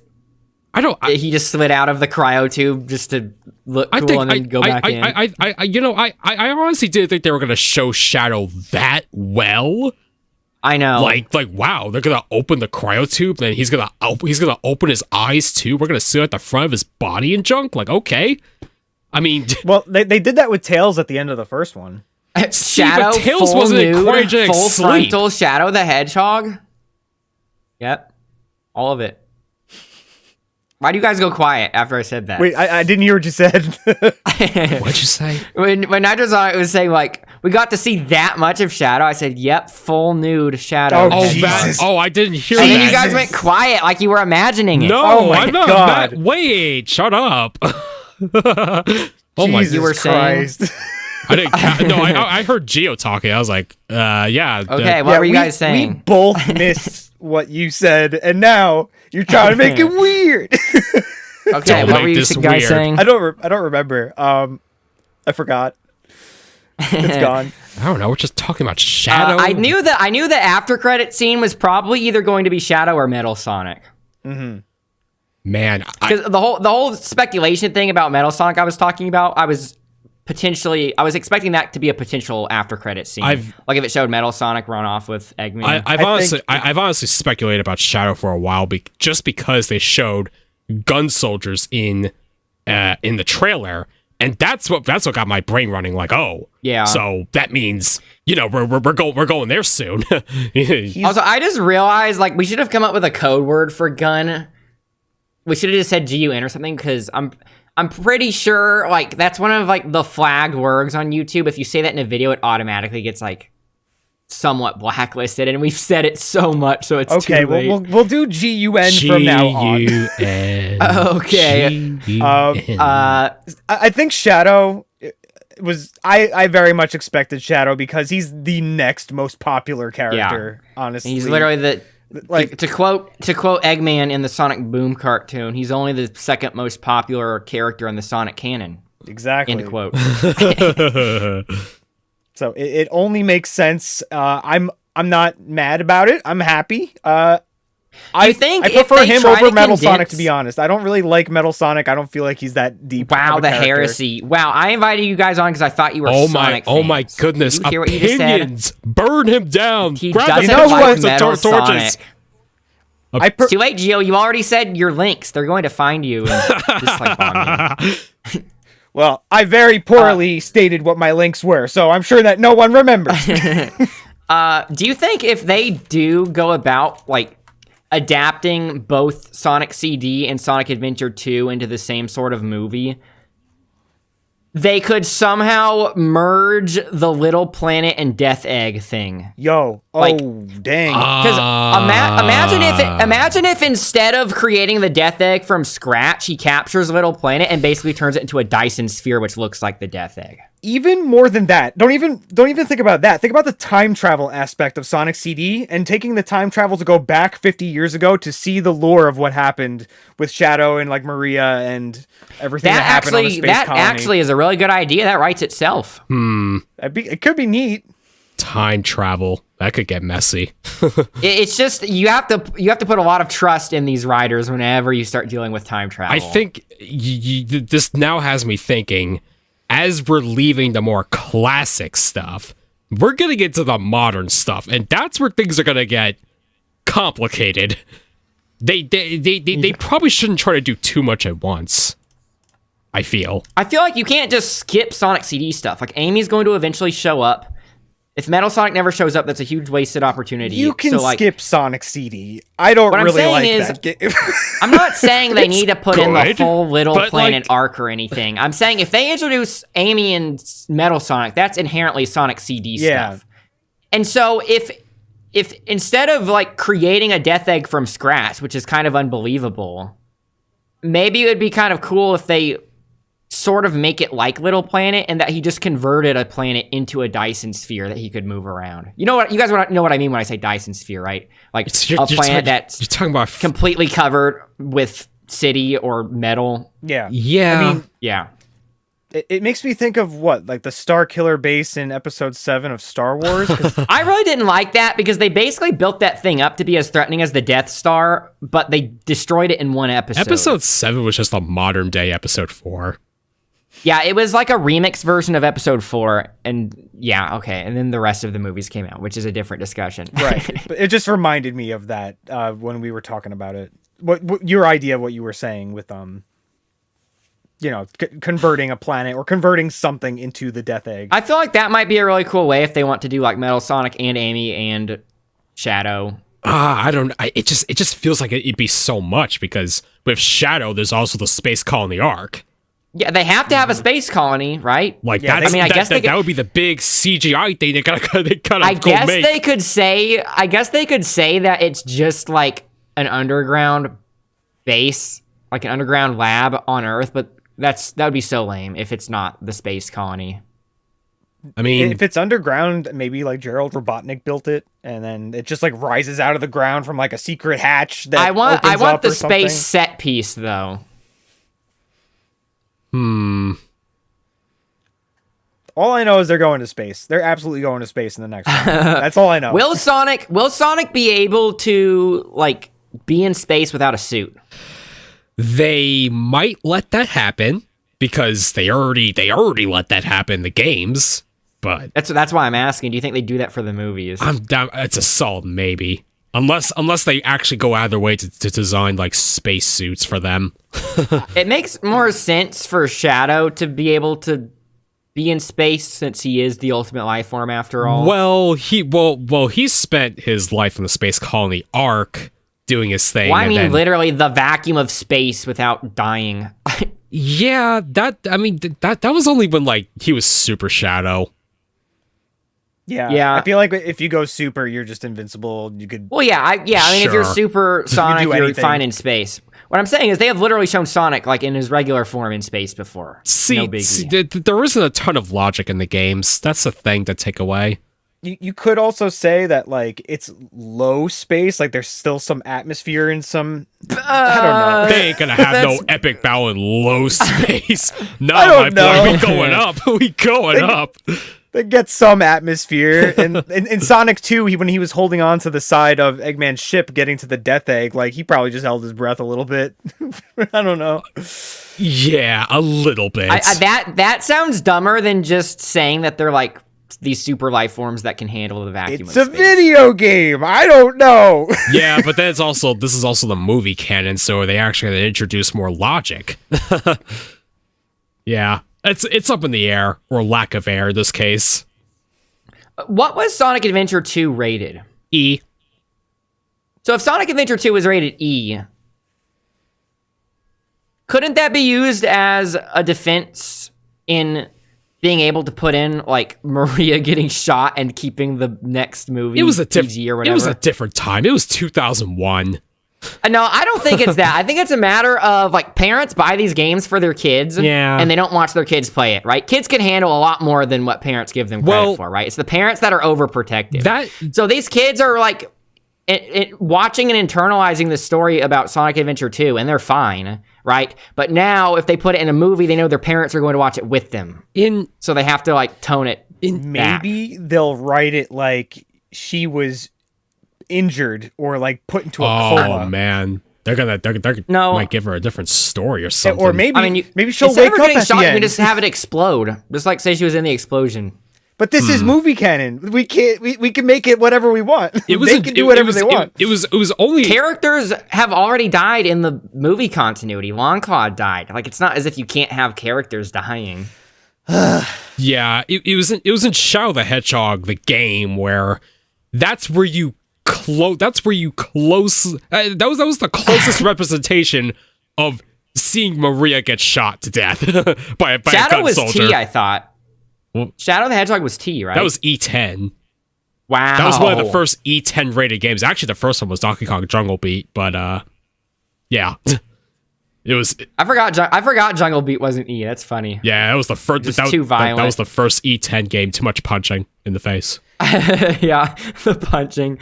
They could avoid showing Maria's death tastefully by having Shadow's pod just go away right before the soldiers come into the room, or as the soldiers come into the room, so you don't actually see her get shot. Well, I'm saying instead of like the soldiers going in, they could just like send a missile or something and have the whole thing. Oh, blow up. just okay. Right. I mean, Explode the whole it needs thing. to be a bit more shocking. I mean, it's not like the space colony arc even explodes. Like even past the 50 years, it's still up there. Yeah, I guess they do have to go back to it. Yeah. Are we gonna blow up half the moon? Is a good question. And is the moon then going to turn to show its good side for the remainder of history? Oh man, blow up the moon. Will he do it? I literally saw the other day, someone was resharing that interview with the guy who said that the moon just turned to show its good side after half of it was blown up, even though that's impossible. This is why the Sonic lore is so hard to keep track of. I already told you about this too. Like, it's ridiculous. I know, because like that guy, he doesn't have to answer every question. You know, he's just making stuff up. Like, he's literally said there's no currency in the Sonic universe, even though clearly you use rings as currency to buy things in Sonic Adventure. So in the prequel comic, I heard that they actually use those rings as currency also. Yeah, so he says things that are subjectively wrong, but is it canon if he says it? You know? So there are so many different interpretations, because some people think that the classic Sonic games are in their own continuity compared to the modern Sonic games, but then other people think... Nitro Sonic, we were literally arguing about this the other day. I was saying that they're in separate continuities, and then you were saying that it's not different continuities. It's like past and future. Oh, man. Yo, this could get really... Man. This could turn to a whole different We discussion. don't need to debate that. My point is that the lore is such a mess. We're gonna branch so far away from this movie. I'm telling you. We don't need to talk about that right now. My point is just that it's such a mess, and it's hard to find definitive answers on what's canon versus what's not, because the people in charge of like writing and producing Sonic things have always said these weird, like, conflicting, contradictory things. According to Sega, everything's canon. That's what they. That's what they said. Which in some way. It's literally Why it's a syntax error. Why think? It's literally a syntax error. They say everything's canon, but then one person says something contradictory to another, so it's like therefore, and then it's just a loop. Syntax error. So yeah, it's a mess, hence why I wanted to get these guys on here. Another thing I was thinking of, I haven't looked up an actual answer to this yet, but I wonder who did the pixel art for that credit sequence. I saw the post. I didn't save any of them, but I saw the post of the person who worked on some of those.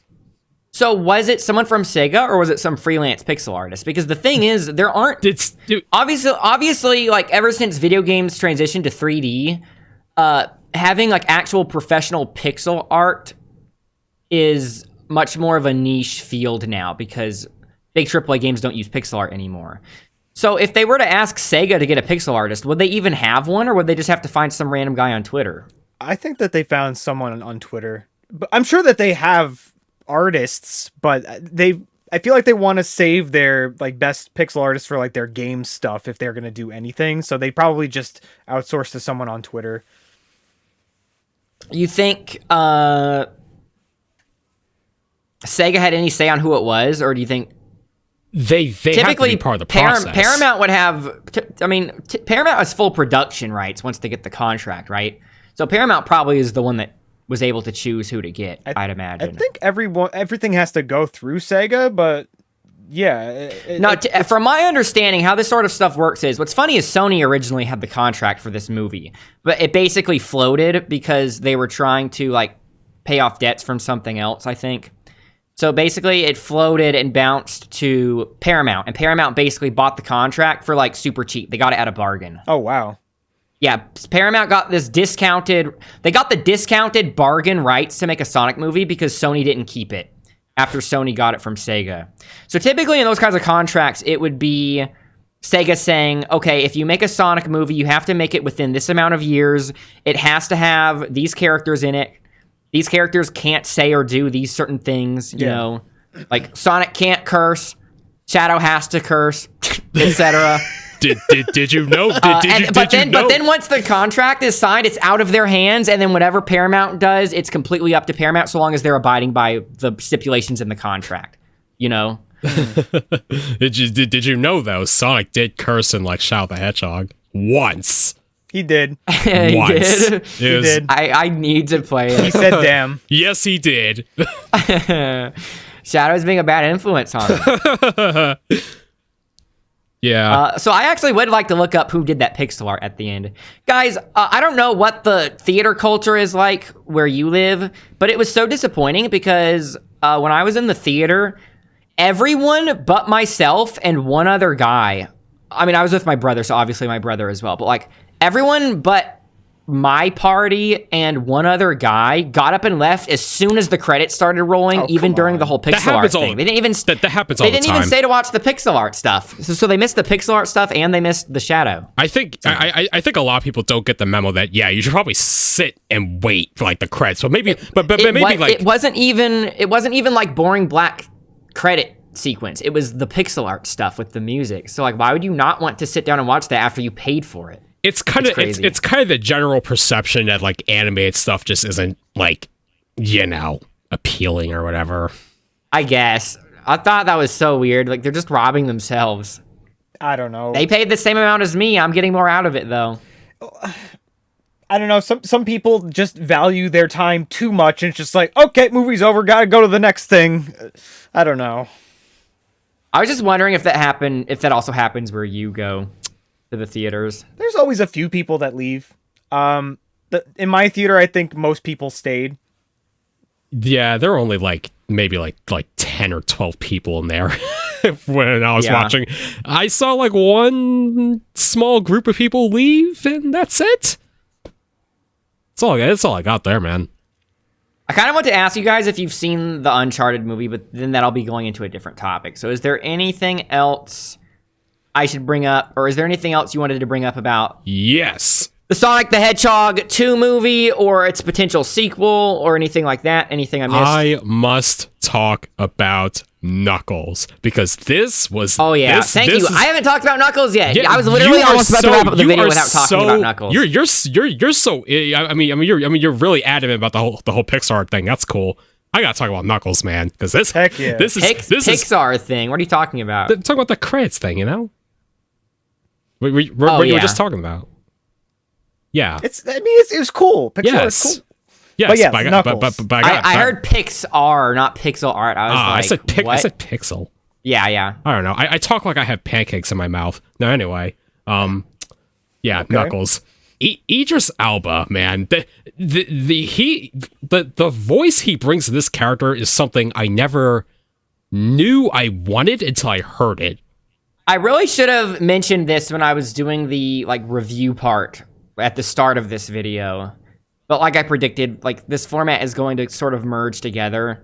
But I'm really glad that they made Knuckles actually threatening again. He sounds like a threat. But the thing is because that's how he's originally depicted. But then over time, Sega's writing just kind of got lazier and lazier until he turned into a dumb jock. Yeah, everything is about Sonic after a certain point. Sonic is the only one that's important in later games. There was a point where they were, I think it was after 06. They're just like, we're just gonna focus on Sonic, at least gameplay wise, and then it's kind of just been like that for years. But in terms of Knuckles in this movie, that was the one thing I was looking forward to the most, and it did not disappoint. Knuckles, he's literally the character, but also he's like an alien, so he speaks as if, like he doesn't really know Earth stuff, kind of like Tails actually, but Yeah, the whole point is that he's not supposed to be a dumb jock. It's just that he's serious. He's supposed to be serious. He's a warrior. He's focused. He's focused on things. He's focused on everything, but he also doesn't realize that he's funny in some areas. Yeah. He's not a comic relief per se. Yeah. It's just that the dramatic irony that he creates has a certain comedic effect to it. I just love how like freaking Eggman like reaches out his hand for a handshake, put it there, partner, or something like that, and Knuckles just crushes his hand, and he's like, that's strange. My hand's not harmed at all.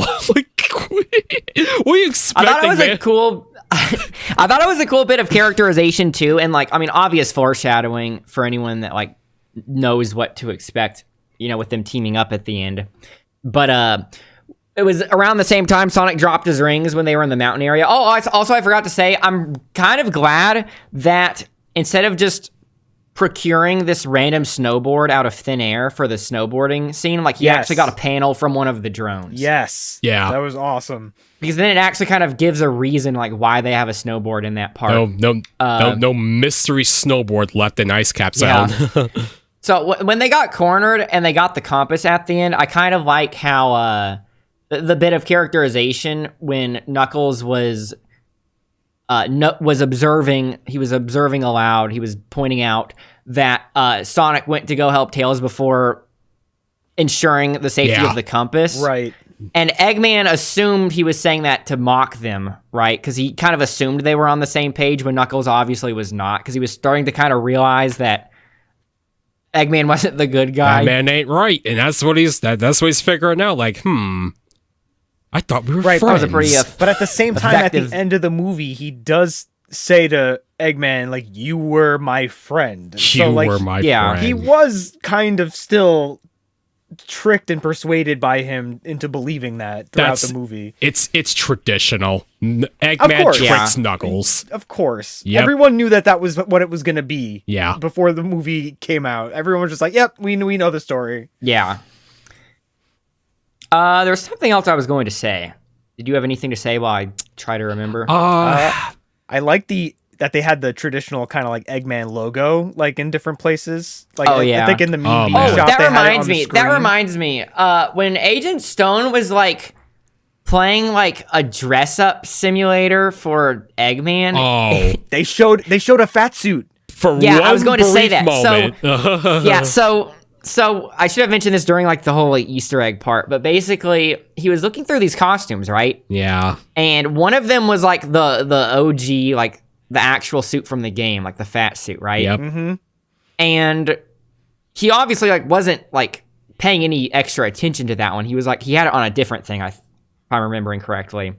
But then that other cop comes in and makes him put his hands up, right?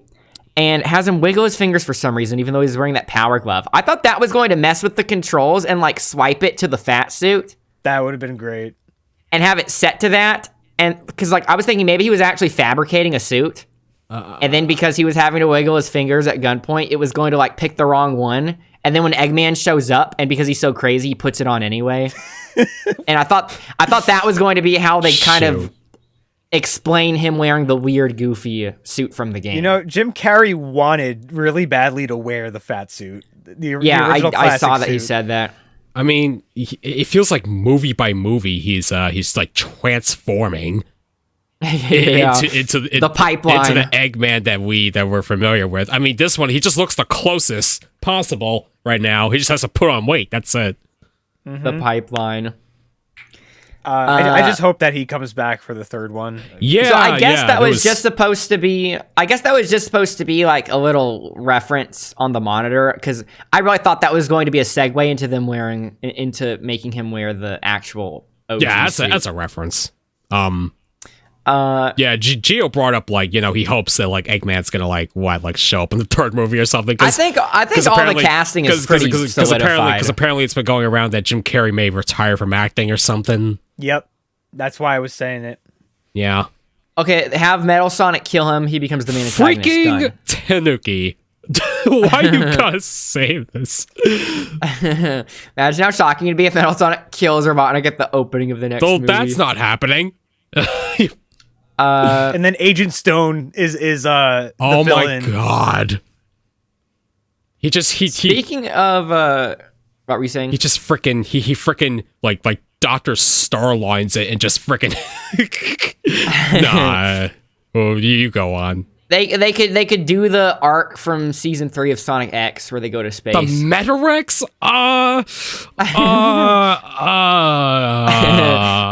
That's for like Sonic 5 if we ever get one. Like if the movie just keeps on getting milked and they just keep on having to mine more source material, they can save that for later. Oh man.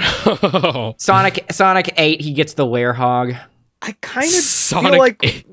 we're gonna hit a ceiling after the next one where it's gonna be like, I'm not sure if we're gonna get a Sonic 4. Sonic the Hedgehog. Well, Sonic they the obviously Hedgehog want 12.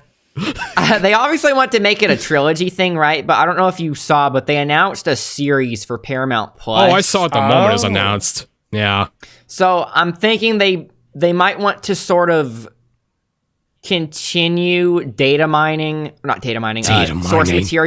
source material mining, so to speak, by just continually adding stuff to a show if the show is successful. The thing is, no one cares about Paramount Plus, though. Well, okay, first off, we have it here, but second off, You have it? Okay. I would probably like abuse free trials to watch the Sonic series and then never go back on. freaking yeah, so it's gonna be a Knuckles series. Yeah. Well, it is going to start out as a Knuckles series, but I feel like if it's successful enough. No, it's literally a Knuckles series. That's what they said. Like, Idris Elba is the star of this thing. Like, it's a Knuckles show. Really? Yes. That's Yeah, I cool. know it's a Knuckles show, but my point is, if it's successful enough, you can greenlight another season, but have it just be like more Sonic extended stuff. Oh Sonic yeah, Extended Universe stuff. I don't know how they're even gonna do this. Like, is it gonna be a prequel thing where Knuckles is in his like- tribe? Is it gonna be a sequel thing where Knuckles goes and finds the emeralds? What is this? Like, Each season could just be a different arc from like a different part of a game, right? So like season 1 would be the Knuckles stuff. well, no, it's literally gonna be like the same live action Knuckles from the movie, but as a series. Like, yeah. I'm so He'll curious. He'll just be hopping to like different worlds, I would think, looking for the emeralds.Maybe He'll that's it. stumble across Sonic's rings that he dropped by the mountain and start hopping through portals. Yeah. I'm just thinking if the series is even close to as popular as the movies, they're obviously going to want to keep milking it, right? And so would they milk it by making more movies, or would they milk it by making more shows? Because I think making more seasons for a show would be a much easier format to adapt stuff from a game instead of making more movies. Man, there's such a there's a ton of potential with the whole sort of Sonic cinematic universe thing. I feel like they would transition into more of a show format. That's what I'm saying. So Because like it's not Even like though it's not like Harry Potter where it's like super lore dense and story like novels and like stuff like that. It's based on the video games, and you can. I just feel like after a certain amount of movies, maybe it would start to yeah, because taper it off being a a little trilogy, it being a trilogy, I think it being a trilogy would be a very graceful way of leaving the stage, right? Because, typically when things start getting milked, they sort of just slowly fade out and die, pretty unceremoniously. Whereas things that like come in, do something really well, and then leave, I think people tend to remember that a lot better. So if the Sonic movie trilogy were to end after the trilogy, I think people would always look back on it and think of it very fondly. But if it were to keep getting milked, people would think that it kind of has a bad connotation surrounding it, right? Yeah. So even if the show is like called Knuckles the Echidna or something, right? If the show is at least successful enough, they could just once they finish like all the Knuckles stuff, like once they finish all the Knuckles and the Echidna arc and stuff, they could basically just greenlight like basically a sequel to that series, but just turn that into like basically Sonic the Hedgehog the series. And That's what they did with the Mandalorian, and then they just like transitioned into the Yeah. Boba Fett also. So yeah, that's a good example. That's a good example of what I'm trying to talk about. Like, Book of Boba Fett is basically like the spiritual successor to the Mandalorian, even though it is its own series. Yeah. So that's what I was thinking of. Man. So that way one thing doesn't wear out its welcome, but you're still getting new stuff. right. I honestly wonder how far they'll take this. I think literally just Sonic the Hedgehog as a brand, it has so much appeal. It has so much staying power.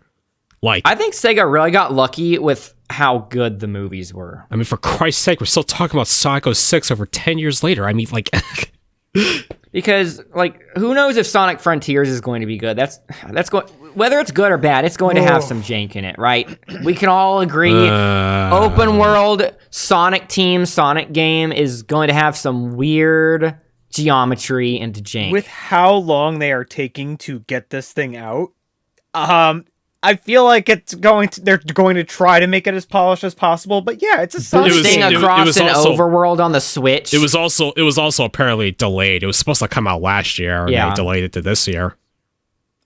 Didn't, like, all the other Sonic games get delayed as well? No. No. Not No. really. Did Forces get No, delayed? no, not Forces. And No. Okay, I know Forces got rushed, but you could. No, that was on the DS. what? Okay, I mean, You said Rush? I thought you said Forces. I'm Sonic kidding. Rush is I'm good. kidding. Don't listen to me. I love Sonic Rush. Oh, I just caught that. God. No, I got you. I got you. You freaking. I know Sonic Forces was rushed, but like you could still be rushing the dev team and still delaying the game. Like, because sometimes a delay isn't just because of the developers being slow. Sometimes a delay is like due to other reasons, right? And then the dev team just starts late. Especially like in a lot of cases where they announce a game before they even start development of the game, and they have to, it's like stuck in the concept phase for a while. So then it's a normal dev cycle, but it's just the dev cycle starting really late. And then didn't they announce like a new Sonic collection, Sonic Origins or whatever, and they Yeah. just went radio silent after that. Oh man, this turned into a whole Sonic discussion. I see you. Just trying to mess with the fan base as much as possible. Like it gets me scared. Well, not anymore because now Sonic Frontiers, like we know, is coming out. But like My point with is Mega that this is Man- still related to the movie. My point is that it's All still those related to the years. movie because Sega really needs to capitalize on this relevance that the movies have created. Yeah. And they don't seem to be, which is the concerning part. Well, hopefully Frontiers lives up to the hype, the quote What were unquote you hype. saying, Gio? I think they just don't want to make another Forces because a lot of people were kind of disappointed with that. Yeah. I'm hoping they have some level of self-awareness after that. Like Forces was interesting. That was a video game. Yeah. I watched all the story cutscenes from it, so that way I'm filled in on the story. But Oh, boy. Yeah, I did not play it. I have it on PS I'd Plus. say that's half the experience. yeah, I have it on PS Plus. So Well, You could play that in one sitting. You'll be done. you the could thing play is, it I'm one not. sitting with There's one no hand. way I'm going to. One hand, my there's boy. no way I'm. Not that I would want to. The only way I'm playing that is if I've already played all the other Sonic games. There's no way I'm going to play that before beating Sonic Adventure 2. That's fair. That would just be like so wrong. Forces is not bad, but it's just very disappointing. The main thing that turned me off is, like Nitro Sonic said, there were literal videos showcasing that you could just boost the entire time and beat a level without moving. That is true. That's failed level design. It was a fear before the game came out because people saw like early footage like, oh man, are these levels just gonna be level like tight corridors that you just like boost through enemies through and junk? And yeah, that is what it is. Yeah. I spent more time in the character creator than playing the game. Yeah, I can imagine. Shoot. I'm trying to think. I like thinking back at the movie. The Tails, the little communicator little the mod The device device that that like he had Miles was- Electric, you know. Yeah, it was very much from like the Sonic Unleashed Colors type of era with with that type of machinery. I thought that was kind of cool. Yeah, they were in the bar and the translator was screwing up. It was they were saying I all the also wrong want things. Yeah. I also want to point out how weird it was. I mean, kind of funny, but also kind of disturbing. It was that as soon as they, in the bar in Siberia, I think it was, as soon as they realized that they were these like weird furry creature things, they all immediately agreed to just chuck them into the fire. Well, I guess that's their natural reaction. Sure. They just all agreed we need to burn these things. Oh, this is a personal gripe I have with movies with dance numbers. It's just like, follow my lead, and then they immediately know the entire dance. Like, that's what happened in this movie, too. Like, Sonic's like, follow my lead. Tails, yeah. And then Tails knew the exact dance. It's just like, no, you're not looking at him. You just know the dance. Well, dance, okay. man. I actually, even though I also don't like dance scenes, and I also don't like the obligatory head spin, I think I would defend that, and I would defend them knowing what to do in this case, because the whole point is that he didn't know what to do because it was a genre of music and dance he wasn't familiar with. Okay. But then he put it on something that he presumably listens to a lot at his home. And literally earlier in the movie, like when he was by himself at the home, like he was literally just running around dancing and stuff. Okay. So I think it's safe to assume he might have like choreographed that by himself before. But Tails is what I'm talking about. And the whole point with Tails, it was like Tails and just didn't know. Tails has been spying on him the entire time and knows that he takes bubble baths, meaning that he can see inside his house 24/7, meaning he can watch his dance choreography. And not only that, but one of the big reasons that they were so impressed by the whole dance number is not necessarily because of the dance itself, but because of the visual gimmick of them seeing him like multiply himself with the holograms. Oh yeah, that's right. I hate how I hate that I just defended a dance. I hate sequence. how I can't argue that much. The dance scene wasn't the worst thing in the world, but it is what it is. I'm just glad it was earlier instead of at the end. I don't have a problem with the scene. I just have a problem with just the knowing the dance immediately. Yeah, the trope. Yeah. I do like how after the dance, like everyone's like tired, and then Sonic and Tails are just having this heartfelt conversation, and how Tails kind of describes like you know, like how he got to Earth, and you know, and they're just kind of bonding or whatever, and you know, Tails sees Sonic as like the coolest thing ever, which is actually that's actually kind of related to like the origin story of like Tails following Sonic around Sonic the Hedgehog 2, the original game, Right. That's another reason why I hate Chris in Sonic X, because he was obviously made to be an audience surrogate for kids, when Tails would already be the perfect audience. Tails would already be the perfect audience surrogate, because he's Sonic's friend. He looks up to him, right? Yeah, that I like the part where Sonic's like, all right, let's go to bed, and then Tails is literally already fell asleep by the fire, and then Sonic puts the blanket on him and lays down next to Tails, and then Tails just go over him. Like I was like, oh my, that's kind of adorable. That was good friendship right there. That was adorable, actually. The whole time I was watching that, I was just thinking about how dumb Chris was. I'm not even trying to think about Chris in the theater. Show. I never got through that show because I thought it was just kind of crappy compared to everything else. Season 3 is a lot more interesting.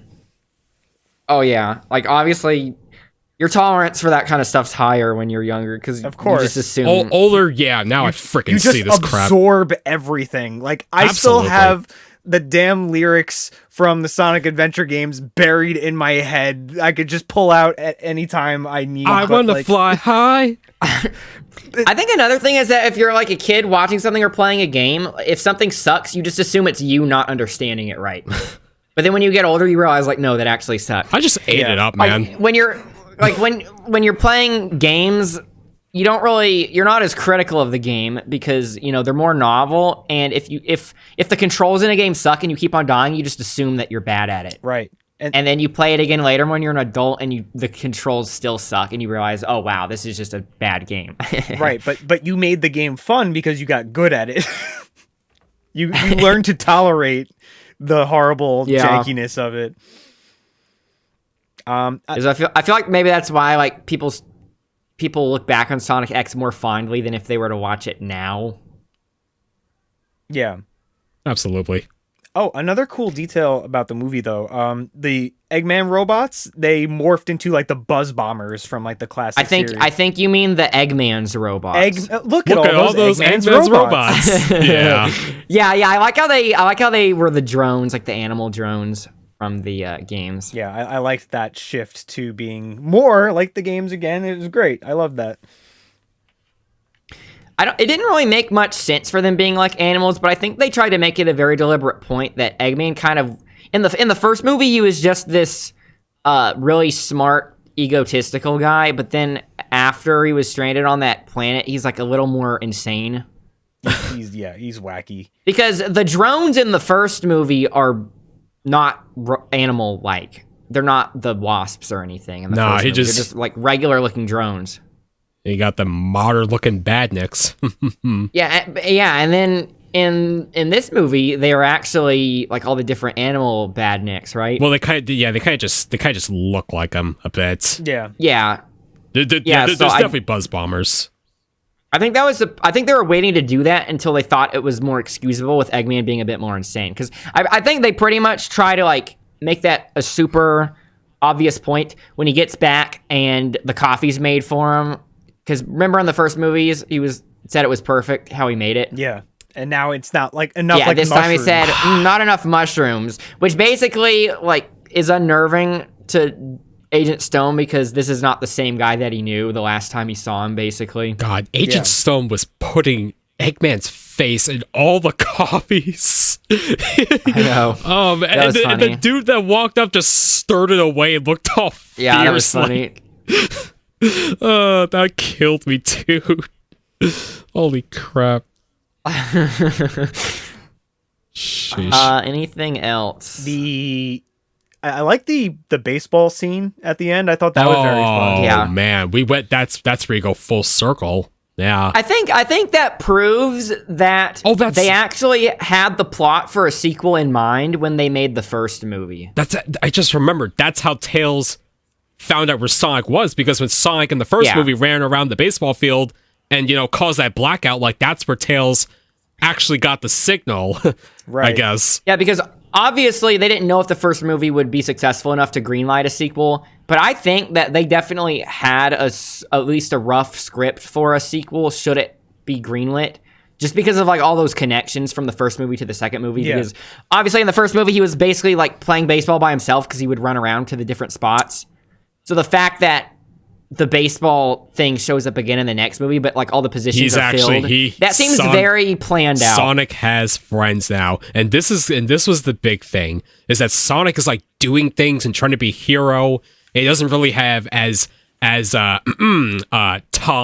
Wachowski. I have his character name up there. I had to because I wasn't gonna remember. Yeah, he was like, you don't have wingmen and junk. Like you gotta get some friends, because you're a kid and you gotta get your friends and go do things. And yeah, that was definitely like part of the whole arc. Because if the first movie was establishing the universe and the main character, then the second movie was establishing like the main dynamic with all the other characters, so that way it could basically get up to the point of where the games are, like with the main trio. Yeah. Which is why I'm hoping the next movie is going to be super wild, because they already have everything established. It's gonna have Shadow. Yep. And guns and cursing. Well, we have to bet if he will fire a gun, a G-UN, I mean, and also if he will ride a Harley. Okay. I think that's really easy to ride in. He doesn't even have to own a Harley. He could just hijack one during a certain scene. I think it's more likely he's going to be riding one, or like a Jeep, or like a whatever. And he'll be riding something, but I still think at some point he'll fire like some sort of gun in some way, shape, or form. I love how his vehicle in Sonic and Sega All-Stars Racing Transformed is a gun tank. I love that. Yeah, he drives a Jeep in like actually Shadow the Hedgehog and Sonic 06. Like he drives vehicles in 06 as well. Yeah. The real question is, in the opening intro for Shadow the Hedgehog, he has like a submachine gun and he cocks it. Yeah, and he pumps it like a shotgun. Will they do that? Will he mime pumping a shotgun on a gun that doesn't have a pump on it? I'm just trying to find the words. The one way I can rationalize that is that Shadow actually does have a sense of humor, and he was miming it for comedic effect. Or it's he's for fidgeting. He's Maybe a fidgets. He's 100% edgy, man. Like he is the edge. Ow, the edge. Yeah. So the 3 separate bets are: will he fire a gun? Will he drive a motorcycle? And will he pump a gun that doesn't have a pump on it? I'll say for the 2, except for the gun pumping thing. That was just a silly thing, because I always thought that was strange in Shadow the Hedgehog. What if he just but the other two, yes, I think that it will happen. I think there's a chance for them to do some kind of joke about the third part. I mean, what if he just has a flashback to Maria getting shot, and then he's like, "Oh, I don't want to touch that." And then that's like their excuse for him to not pick up a gun. I guess we'd also have to bet if Maria, if it's going to show her get shot. Maria will at least be shown. She has to be a character in like a flashback, or several flashbacks. Yeah, or time travel via Sonic CD. I don't. They can literally do anything. If they do a movie with time travel, they're gonna try and throw classic Sonic in this, and oh god, no, I don't think they do that. Baby Sonic. It would be Baby Sonic. No, yeah, it would be Baby Sonic because the thing is, if they were to do like classic Sonic showing up, that would imply that the movie Sonic by default is modern Sonic, which isn't necessarily true. It's definitely its own third continuity. Yeah, you know what? Let's just have one Sonic in the movie can, please, yeah. just one will do. So we are at 1 hour 50 minutes. I kind of want to keep this not longer than 2 hours. So is there any kind of closing thing you want to say before we wrap it up? We definitely branched off a lot from just talking about the movie. It's almost as if you wanted to have a discussion about Sonic himself and the franchise. All the tangents were related to the movie, right? I suppose. Yeah, I like the there's another God. There's definitely parts we didn't discuss, like obviously the Sonic and Knuckles fight, the big thing that was like hyped up where they're just like clashing. I love how it went like full Dragon Ball when they're punching in the air. Oh man! And then Sonic's like doing the it wasn't quite the stomp from Unleashed, but he was like bouncing on Knuckles. That was actually pretty cool. Like crushing him in the rocks or something, and like yeah, I thought the camera work during the whole not Angel Island part was pretty good. Yeah, I like seeing Sonic run through the traps and junk. It literally just looked like running through a level in Unleashed. Yeah, that was definitely the most like game feeling part of the movie. You know, and then I liked how basically Sonic and Knuckles bonded because, you know, Knuckles, like Sonic, kind of lost everything when he was younger. Like, he lost his family, too. And they just kind of relate to that. And I remember, like, after Sonic saves Knuckles from the underwater wreckage, like, Knuckles saves Sonic from drowning, and then they wash, and you know, they go back to the surface, and then they're, like, trying to talk this out, but Sonic's, like, throwing sand in Knuckles' face. Yeah. I really like that. That was definitely one of the main themes of the show. I feel like it kind of became most apparent in that part. I just love that they feel much more like friends. Like in some depictions of Knuckles in the games, like he comes across as like that, like, I don't need your help kind of a thing, but like, but he's still like there to help if you need him. But in this, he at the end of the movie, he's just like, Sonic, they've got sprinkles when they go to the ice cream place. Yeah, he got sprinkles. Oh man, and when Sonic tells the Knuckles, they're standing side by side by each other to face off against the big Eggman robot. Yes. Oh man, that's like the best. That's like one of the best scenes in the movie. And they were Probably all the best scene. they were all charging at the robot, and I'm like, this is so Sonic It's Heroes. like, I it's love like this. Sonic Also, Heroes.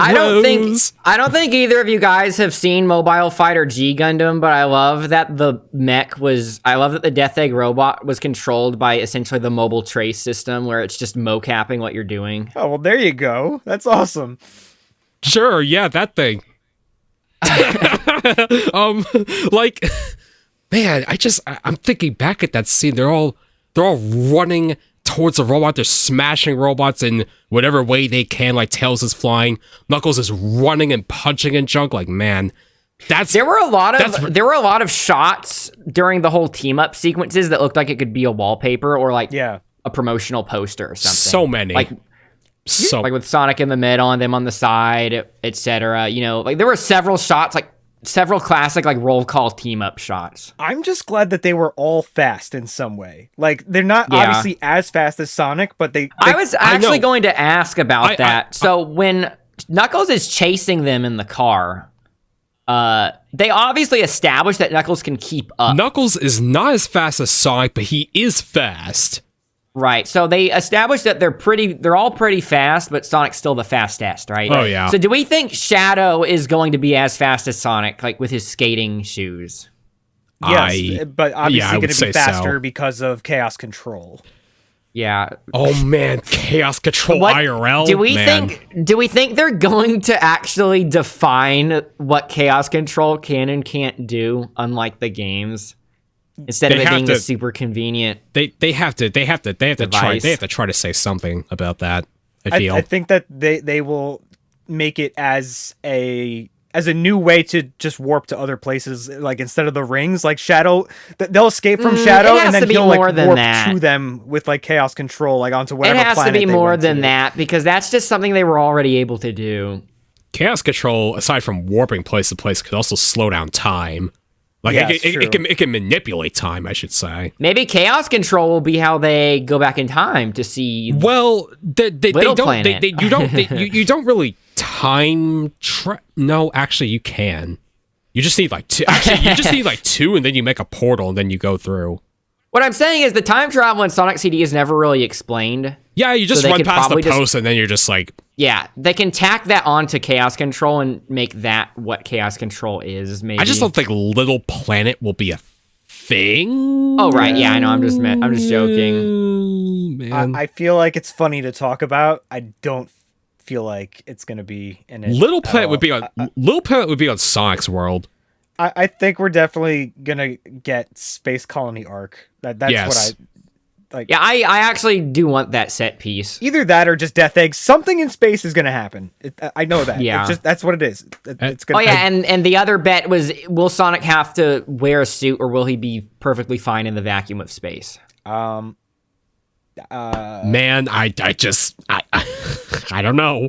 He's always been breathing in space. If I were writing it, I would say we can only show him in space when he's in supersonic mode. So that way we don't have to ever address it. The government has to issue him a spacesuit. I still think that they'll say something like, oh, there's like an atmosphere around whatever they're standing on. Like if it's a space colony or Death Egg. Like I think that's dumber than just saying they're an organism that can withstand space. This is their opportunity to not be too dumb like the games, I feel. I know, that's what I'm saying. I just like sci-fi stuff with like life support and stuff. Like make it more Star Trek-y. They can avoid the whole situation by having it where Sonic only is in space when he's in supersonic. So then you never ever actually have to address the question. Yeah. Although he does get sent to die in space in Sonic Adventure 2, but then he uses the Chaos Emeralds to warp a fake Chaos Emerald, actually. Whatever. It's not important. Yeah, to warp back onto the space colony. Yeah, because he was in the shuttle crashing to Earth. Yeah. I feel like if he gets sent into space, he's going to find some sort of tricky way to get back, whether it's turning into supersonic or chaos controlling or something. Or using a ring. Crashing the colony into the planet. Crashing the colony. Etc. Yep. Well, they got to track down the emeralds, and well, I guess Tails may come up with a way to track those down. I don't know how urgent it is for them to get the emeralds at the moment, but I'm guessing when Shadow shows up and maybe Eggman shows back up, something happens. Yada yada yada. They never made it a point that they need to like find where the Chaos Emeralds went. No, because they just called it a day, right? Did they assume Knuckles put them in the Master Emerald, even though he obviously didn't? I think they did see the emeralds go away. Yeah, that's right. When Sonic finished being Super Sonic, like he literally, I thought they fell to the ground. He summoned like a gigantic storm cloud that just summoned that chili dog, and then he sent the emeralds away. Yeah. And then Knuckles put the Master Emerald together. I remember. Maybe do they feel like Robotnik's dead? Probably. That's what I'm saying. They didn't ask about the Chaos Emeralds at the end, and they didn't even check to see if Eggman was like lying dead in the mud. Sonic assumed Eggman was dead on the like wherever he went on the Mushroom Planet. So okay. So Sonic's just gonna keep believing at the end of this movie, he just fell on the ground, right? No one sees where he went. Shit. That's what I'm saying. None of them even like tried to do a body search. No, because they were too busy. The Super Sonic was too busy summoning a chili dog, so maybe Eggman just scurried away. I don't know. So it seems very deliberate that they didn't have them look for the Chaos Emeralds nor Eggman. So I'm thinking that Chaos Emeralds are definitely going to still be around, like as a very important plot point in the next movie, considering like they didn't even pick them up. Obviously. Yeah. I mean, just Shadow being in the movie is proof of that. They're going to do. He's going to. It's gonna be. Them. It's gonna be similar to the plot of Adventure 2. They're just gonna go find the emeralds. Yeah. It'll be a race to see who gets the emeralds, something like that. Very briefly, I do not like how tiny those emeralds are. It just looks so cheap. I know there's going to be opinions about how big those things are. All right, they've been how else are they going to fit in his pockets? Oh, yeah. How else are they going to fit in Sonic's pockets? I don't know. Sonic ain't got his pockets that he definitely has. He ain't got pockets. I don't know what the logic is in the games. He just sticks something behind him. No, but in the movie he at least has a satchel, so that's where he keeps things. So that's I thought they kind of just explained it visually when they showed Eggman kind of like absorb it into him.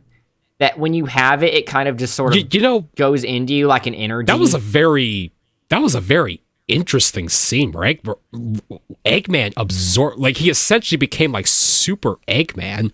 Or like Master Eggman, I don't know. He's like Green Lantern robotic. He's got the powers in junk. That's pretty different. I could appreciate that.